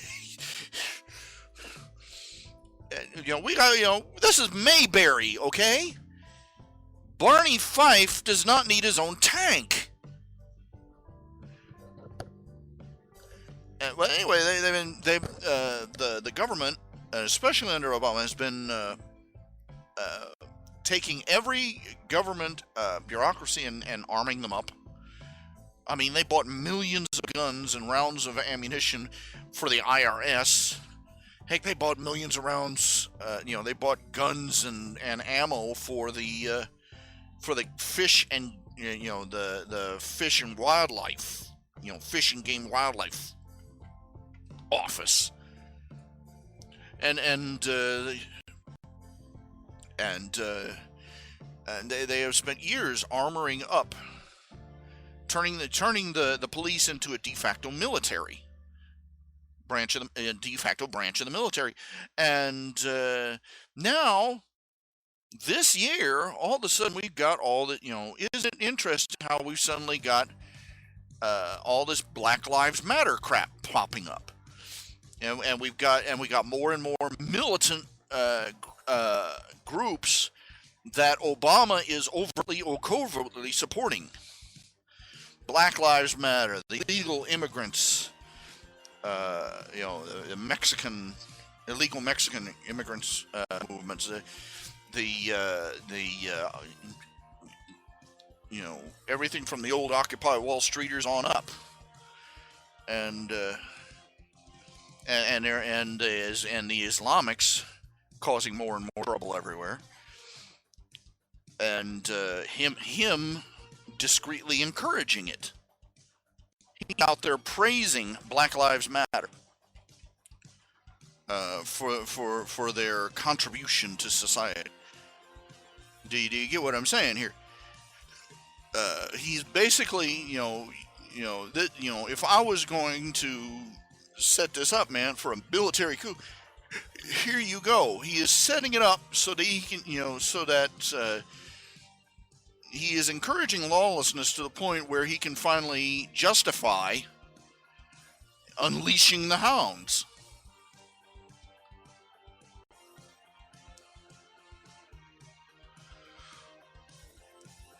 He starts militarizing the police. People say you can't do that. You don't need to do that. There's no need for it. And all of a sudden, there is this growing domestic necessity, quote unquote, for more and more heavily armed police.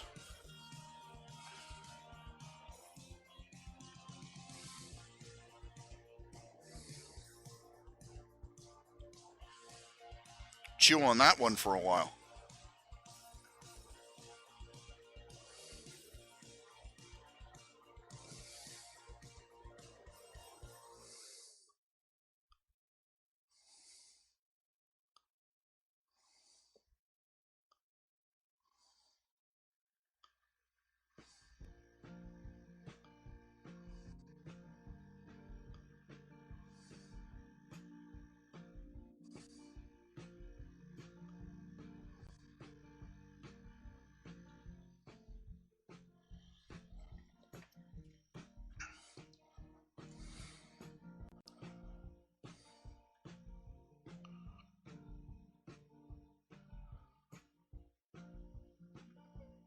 Let's not pretend this man wants to destroy this country.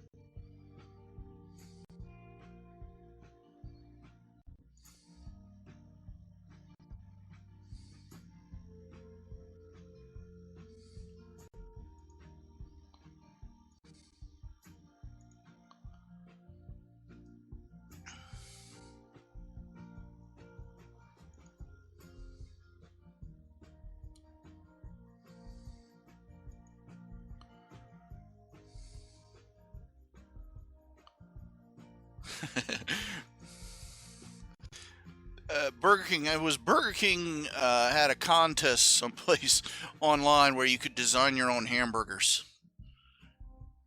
You pick out all the different toppings and stuff and stack it up.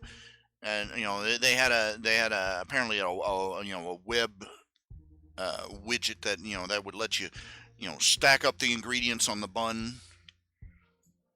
and then give the thing a name. You can guess how well that went on the internet. I think the funniest one I saw was the Sad European. It was just a bun with a slice of cheese and another bun.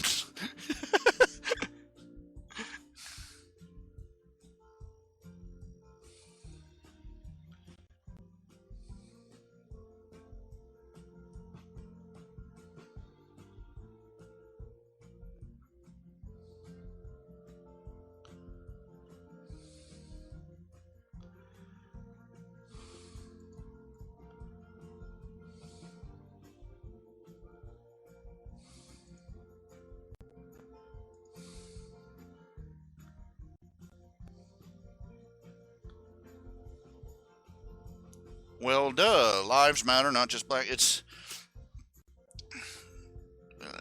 a very cleverly picked name. I guess they took. I guess they decided on calling themselves Black Lives Matter because the new Black Panthers was already taken.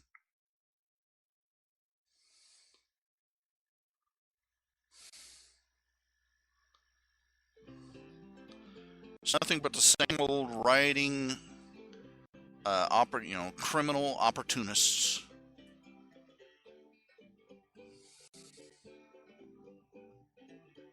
Same crap, year after year after year, century after century.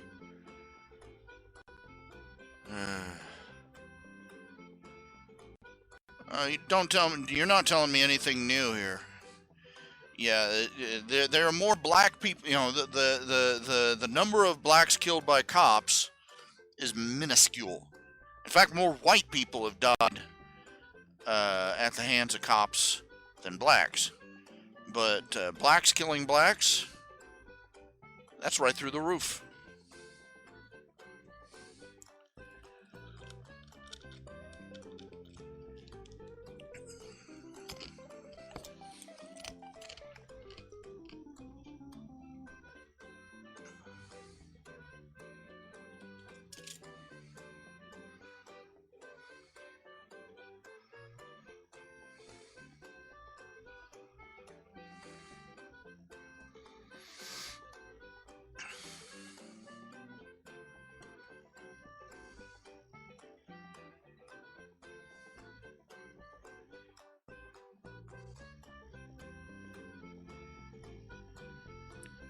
This is an old topic. It's old as sin. It's old as dirt.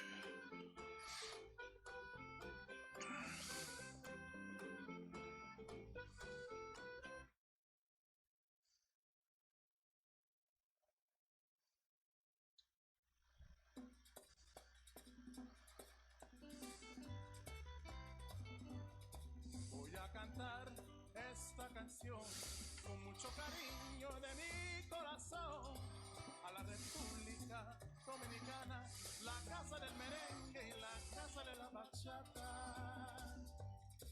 Voy a cantar esta canción con mucho cariño de mi corazón a la República Dominicana, la casa del merengue y la casa de la bachata. La casa del merengue, y la casa de la bachata.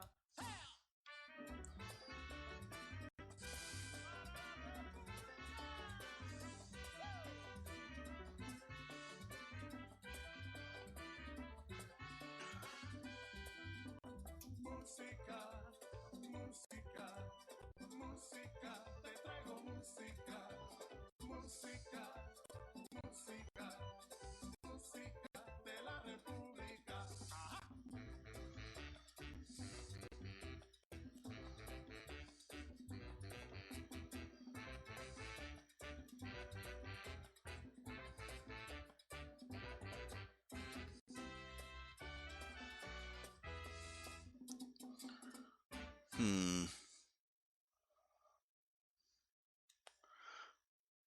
Gonna have to tinker with that a bit.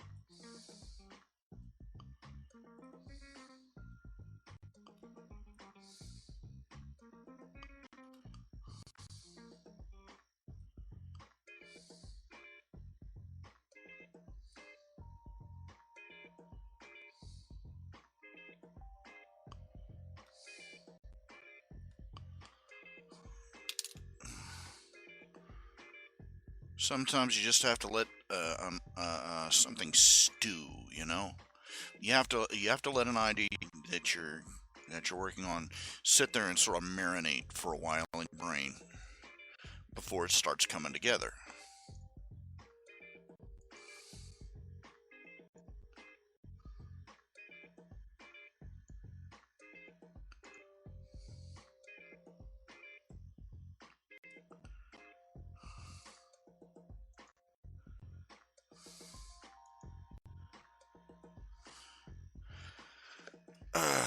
Is there any topics you'd like to talk about? Anybody?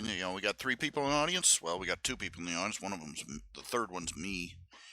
What are you interested in? What are you wanting to know about? What are you wanting to talk about? What do you want?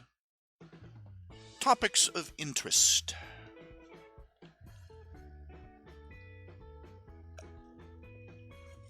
Here's one for you. Have you ever tried macaroni and cheese pizza?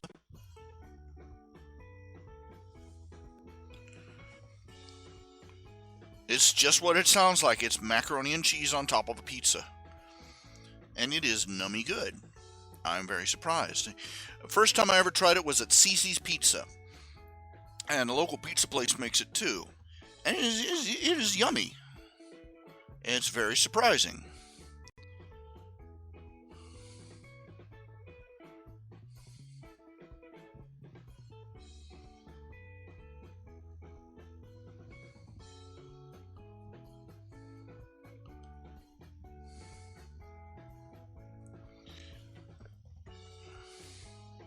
Yummy and tasty.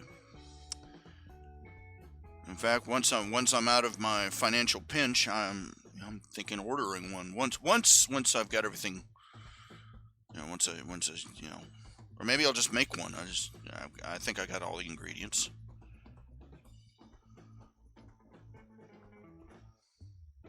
I'll have to look up the recipe. Now that's an interesting thing about passing thought. My Little Pony. I just saw that picture. It went past of that one drawing I did of a pregnant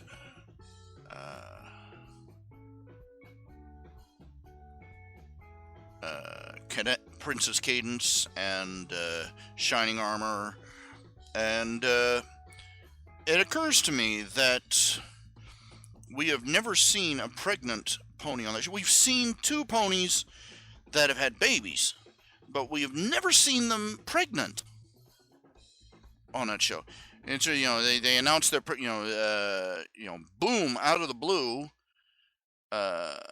Mrs. Cake had the Cake twins, and then Shining Armor and Princess Cadence announced that Cadence is pregnant, and the next time we see them, there's the baby.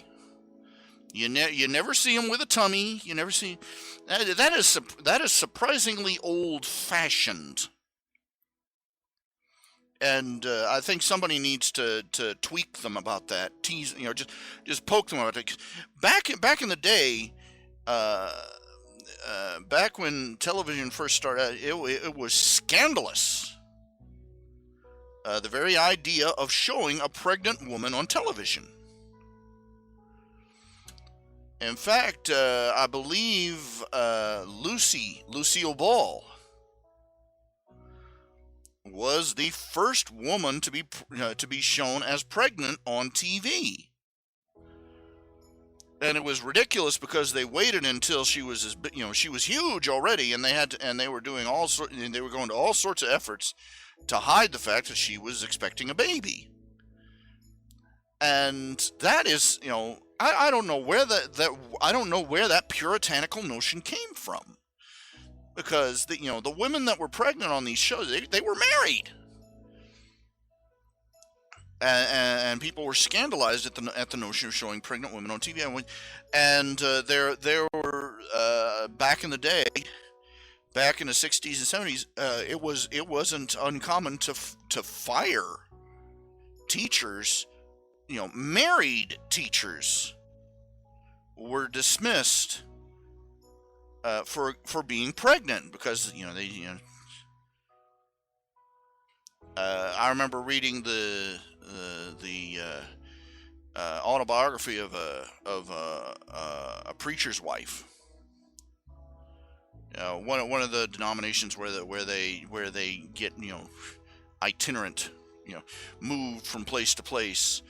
And she and her husband, she got pregnant. She was working as a teacher, and they dismissed her, because they said this was problematic. Because she's apparently these Midwestern farmers' children just couldn't cope with the traumatic spectacle of a pregnant woman in their class, teaching their class. The sarcasm you could cut with a knife here. And I'm like, what foolishness? What silliness?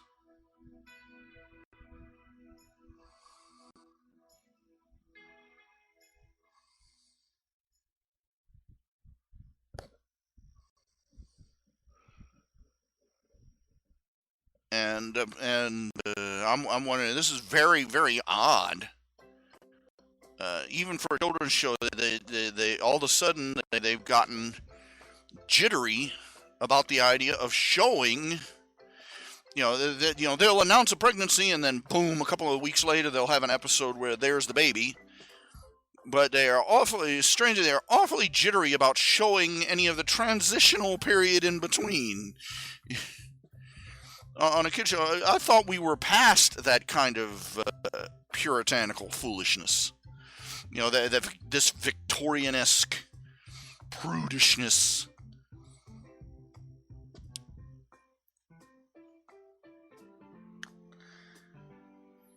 I'm sorry, it just bugs me is that Prince, they should have had an episode. This is another thing. I've always talked about the show. My Little Pony. They should start showing the main characters taking an interest in the opposite sex. This is one of the things that these tween age girls are going to start taking interest in, and in our society they take interest at an earlier and earlier age. That's as much a product that's not as much a product of our culture as of our prosperity.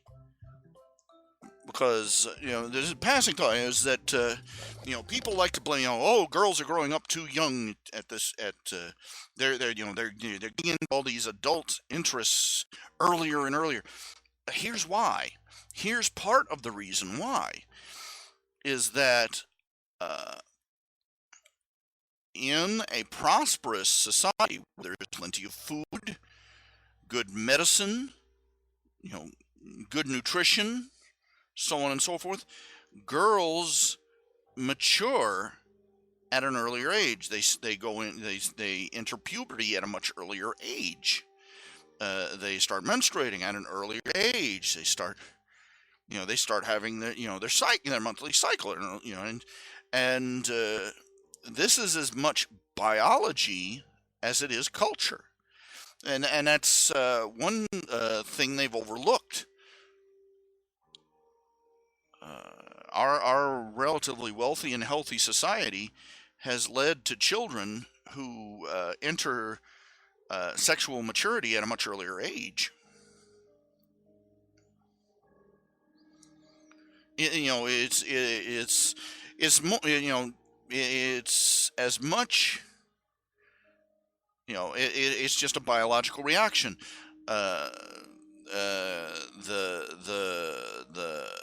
The child's body goes, hey, we're getting plenty of food. We got plenty of nutrition.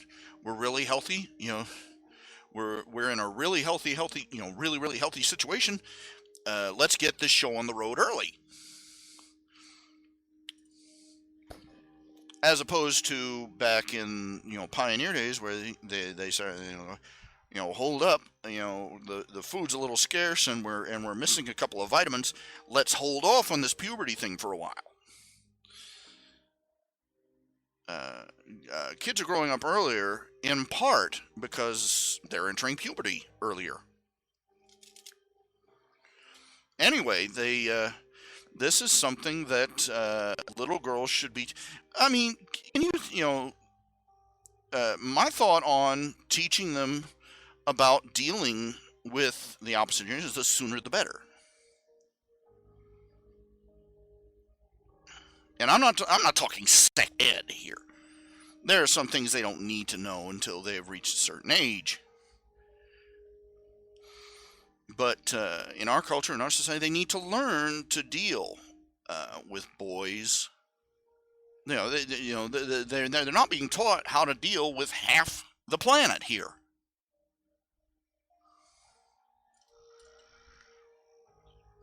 And they are entering in there, and they're starting taking interest in the opposite gender at earlier ages. So I think it is perfectly sensible to educate these kids in a positive, constructive, and ethical way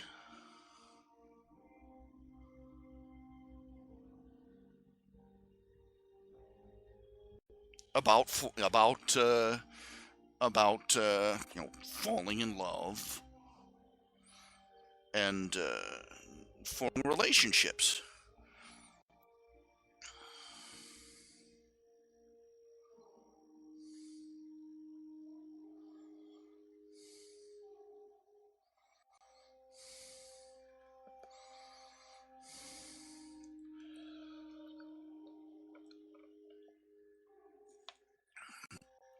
We need to present these things in a positive light because they are good things in and of themselves.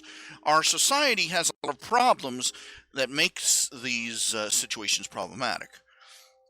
I've talked about men's issues before, but still, love, marriage, family, those are good things. The fact that our culture sabotages them in a multiplicity of ways only makes the importance of presenting them in a positive way that much more important, that much greater.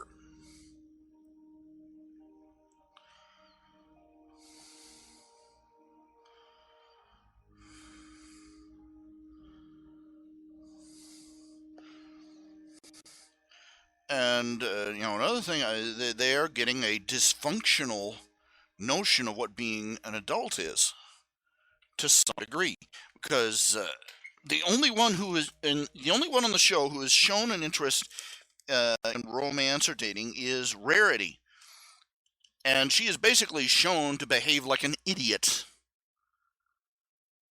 whenever the idea even comes up.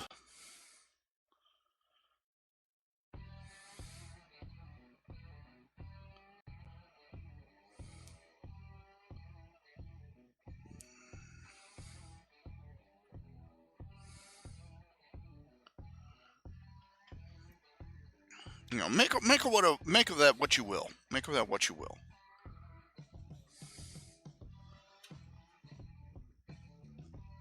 Don't get me wrong. We need to do more than just portray marriage and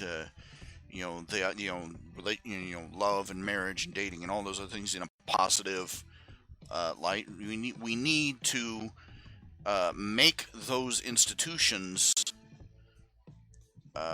a cultural positive again, legally, socially.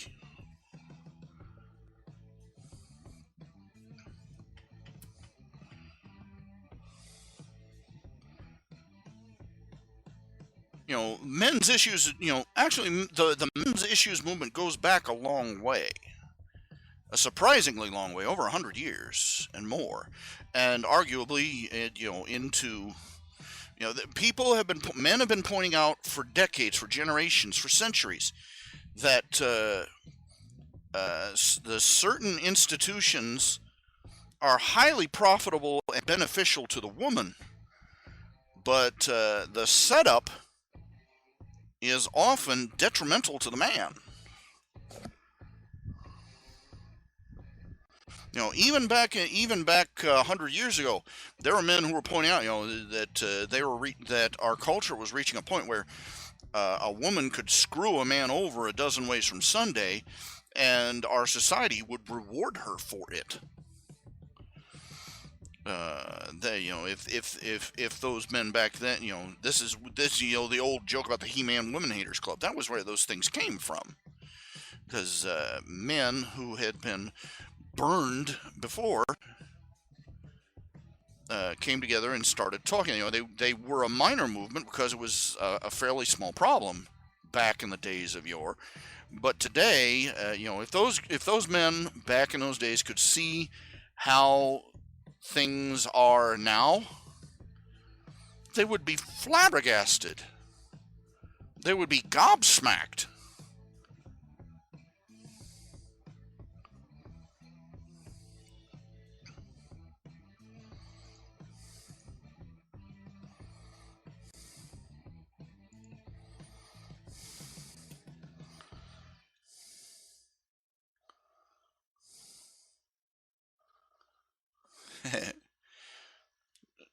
I finally figured out how to draw him looking like a college kid. Back.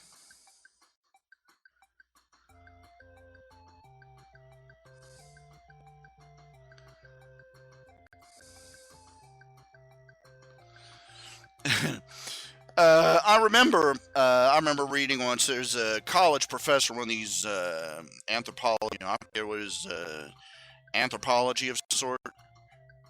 Anyway, he was talking to the class. His first lesson. He was talking about how the students carried their books.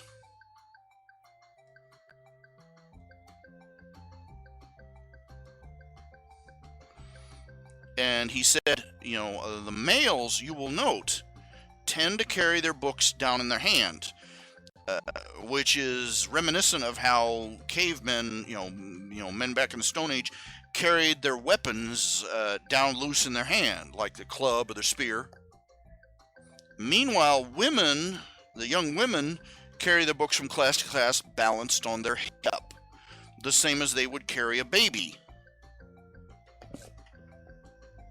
And then he looks at the class and he says, "All right, how many? Okay, I want to know, how do each of you carry your books?" And the entire class answered as one, "In a backpack."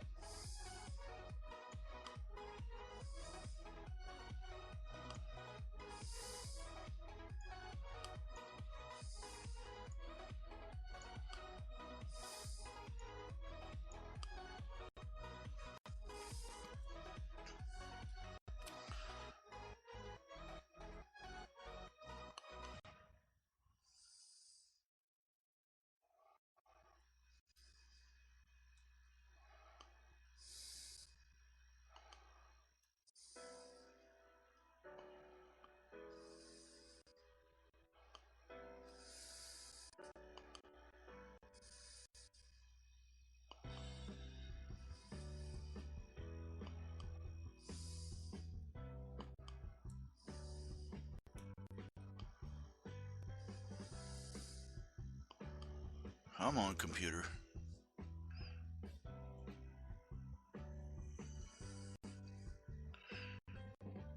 I apologize for the fuzzy image. I have no idea why that's happening, and I have no idea how to fix it. So,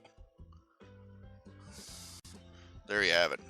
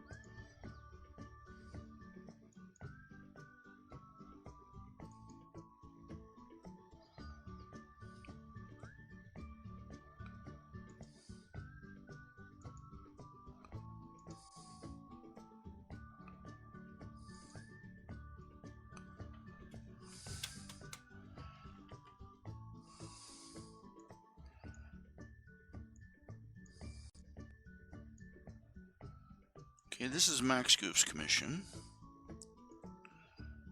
I'm debating on whether to make the background, more watercolory, artsy wartsy, just vague. Keep it vague, or go, go whole hog on the details.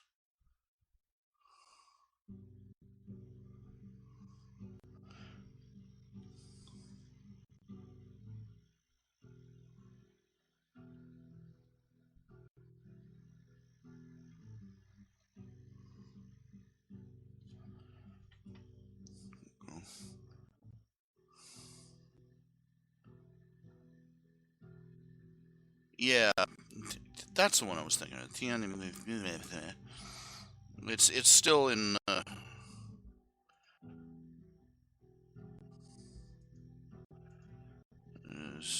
in sketch mode.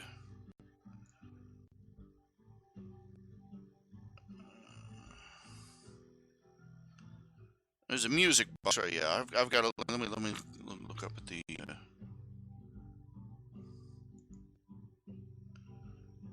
Let me look up the email. Email commissions.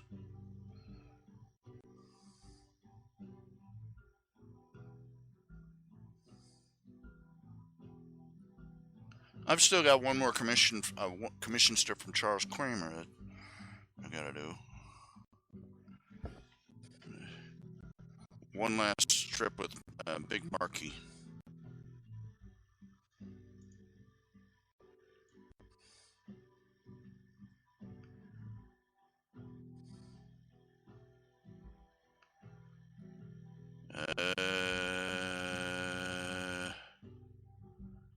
This is no good.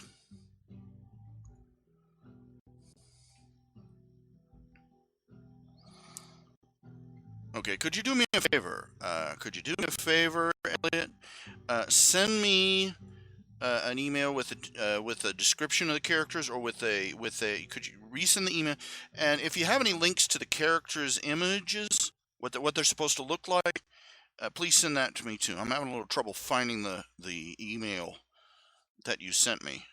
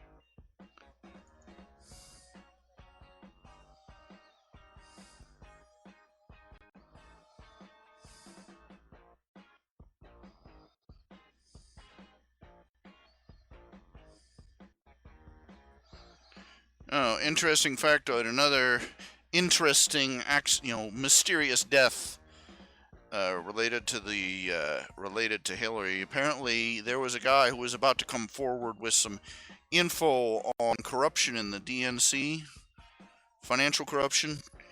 Turned up dead.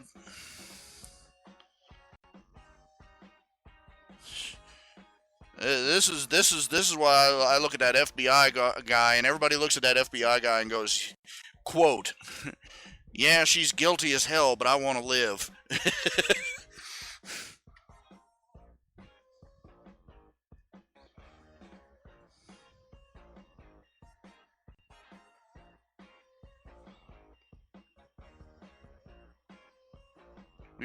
We got some dark times going on. I want you to, there are people out there who think it can't get much worse. Yes, it can. Pick up a history book.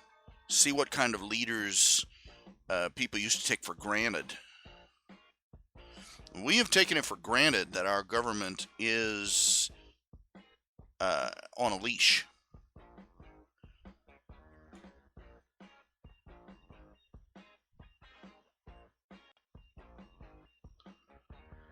We consider our lifestyle and the way we deal with our government to be the standard rather than the exception to the rule that it is. It's an exception to the rule that we created, that we believe in, and that we insist should be the standard for the rest of the world. But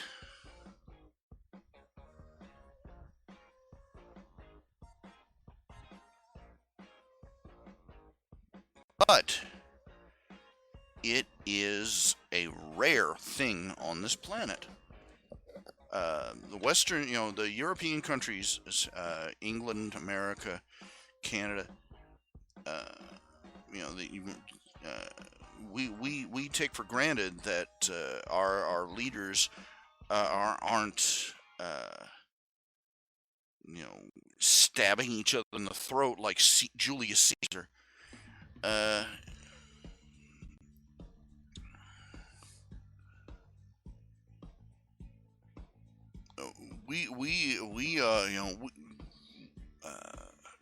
There are so many of it. This is why you have this is why you have such foolishness as the anti-gun movement. They are under the delusion, these people are sincerely under the delusion that if they found out something incriminating about Hillary Clinton, all they'd have to do is walk up to her, wave the evidence under her nose and say, shame, shame, shame. And Hillary would just, bow her head and walk away.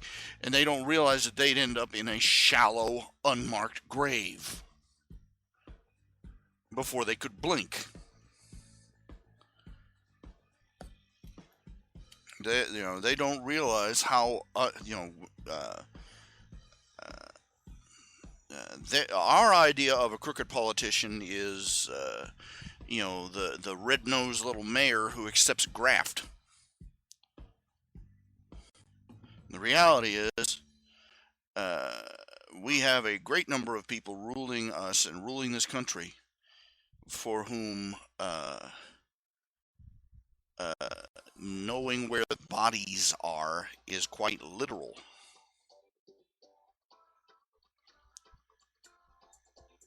And we don't know and we can only guess at who they are.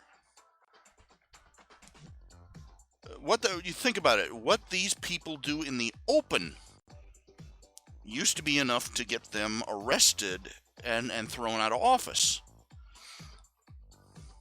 Now imagine what they get up to behind closed doors. Bill Clinton was a rapist. Dozens of women came forward and sexually assaulted women. And if you think that there aren't corpses behind the Clintons,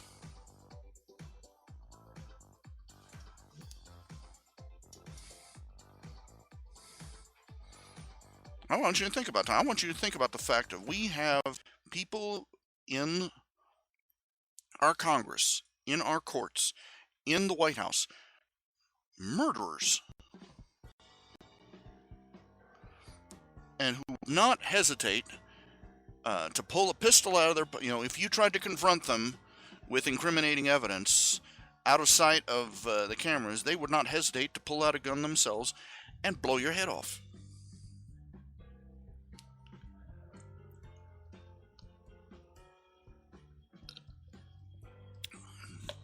These people would stick a hat pin in their ear.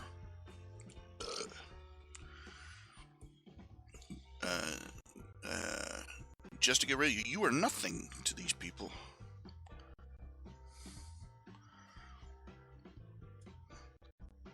There's a reason we have an armed populace.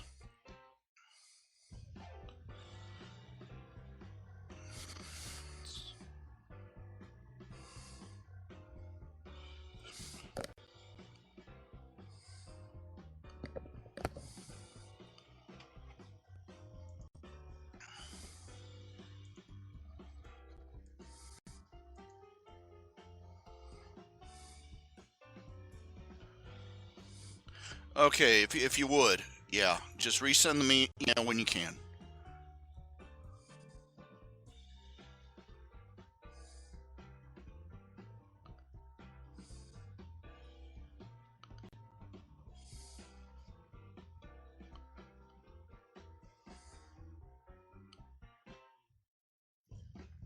These people, think about this: the Congress, senators routinely break laws that would get you or I thrown in jail instantly, and it's reported on the news, and they laugh. If you don't think that that kind of crowd has murderers in it, then you're more naive than I care to measure.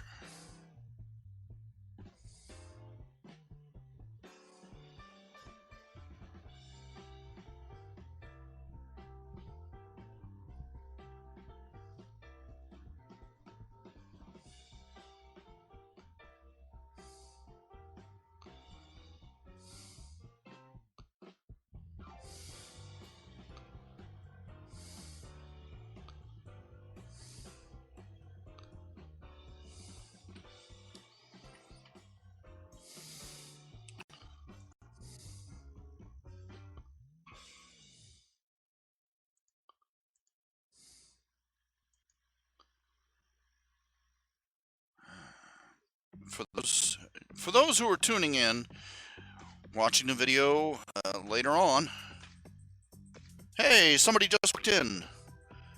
So I'll keep talking. I'm trying to raise enough money to make to cover. Well, I'm trying to raise enough money to first of all to cover my electric bill.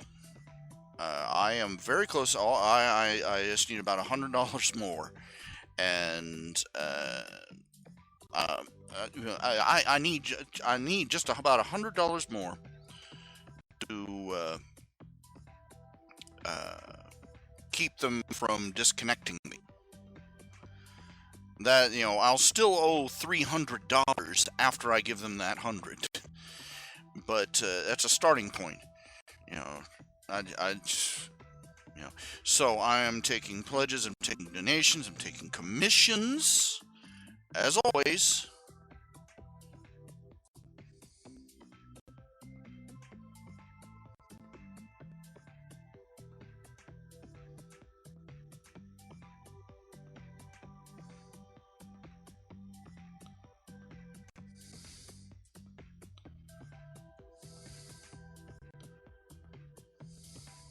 Ouch. I'm itchy. You just get, just trying to. I'm throwing money desperately at these people to prevent, to get this stay of execution. So, anyway, moving on. Okay, who do we all have in channel? We have Amiga Dragon, who for some reason is appearing as Elliot Olsen. Final Legend Zero, Archangel, and who is behind door number 4? I don't know. Sing out. Say your name, my man. Or ma'am, as the case may be. Tell us who you are. Just type your name. Just say hi, so that your name will pop up in the chat window. As always, YouTube is short certain features that normal chat rooms take for granted.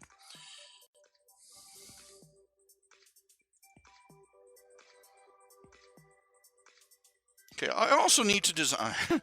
I need to design a desktop for this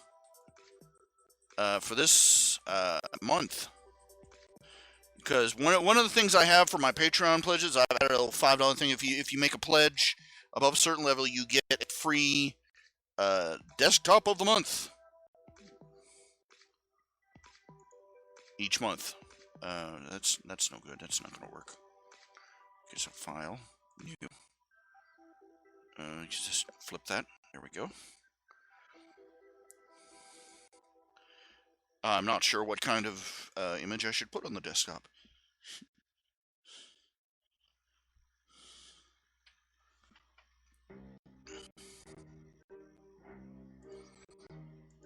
What sort of desktop should I putting on?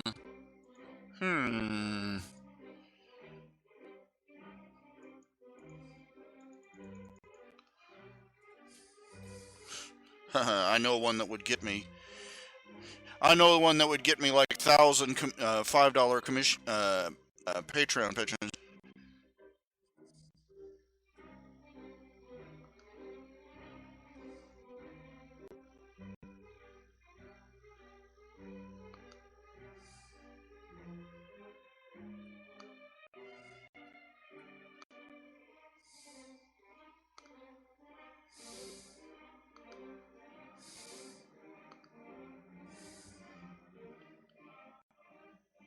About 10,000 people out there. I like where this is going. Yeah, wouldn't even have to draw anything else. Just this. I want this up. There was one furry fandom artist. He drew a stick figure with two big round circles for boobs. He drew a stick figure, put cat ears on it and a tail, and drew great big boobs on it. Just two big circles, and then sold the drawing for like I forget how many hundreds of dollars in auction. There you go. I've got the there. Gotcha.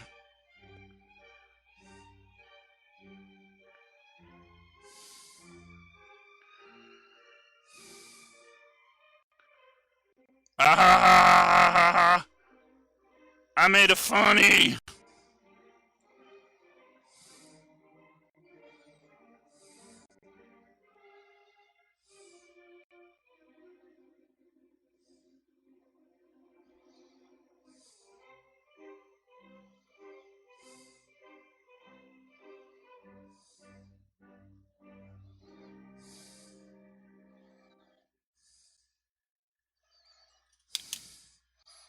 Look into my eyes.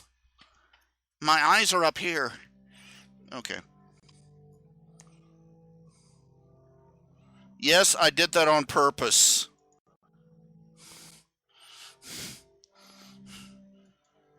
I'm such a jerk.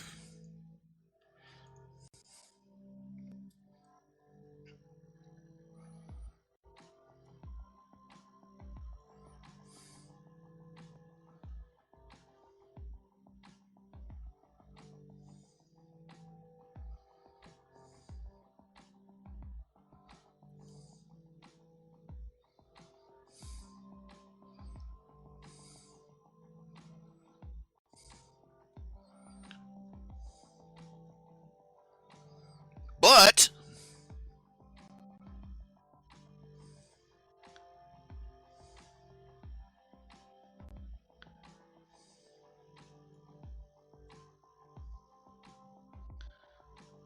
I bet you were thinking of something else, weren't you?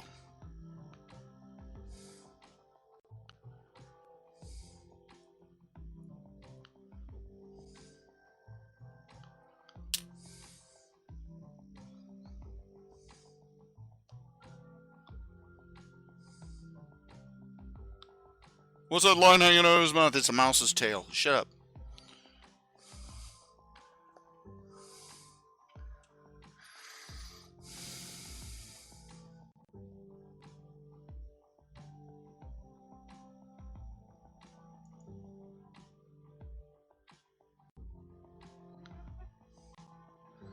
Draw Abraham Lincoln. No, that's just disgusting.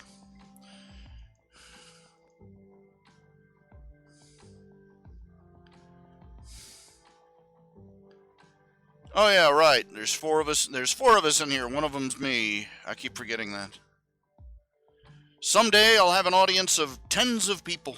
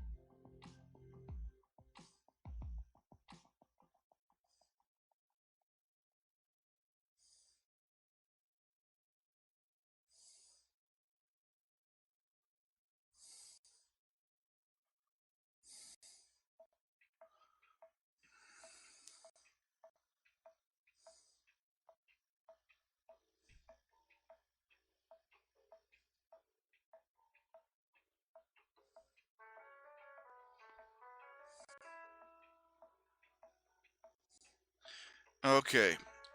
It has been about 3 hours. It's a little bit over 3 hours, and I'm running out of energy. I need to fix dinner and decide on a few other courses of action.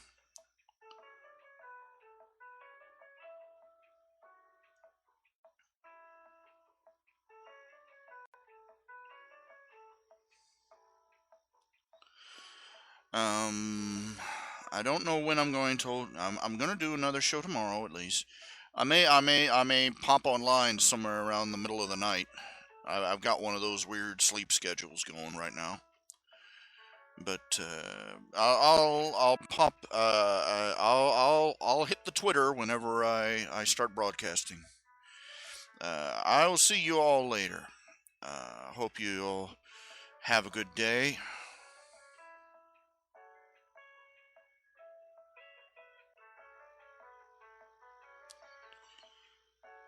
Y'all take care of yourselves, right?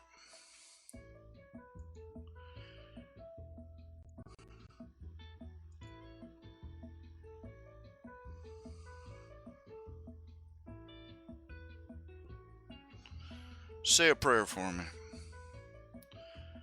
God knows I need as many as I can get.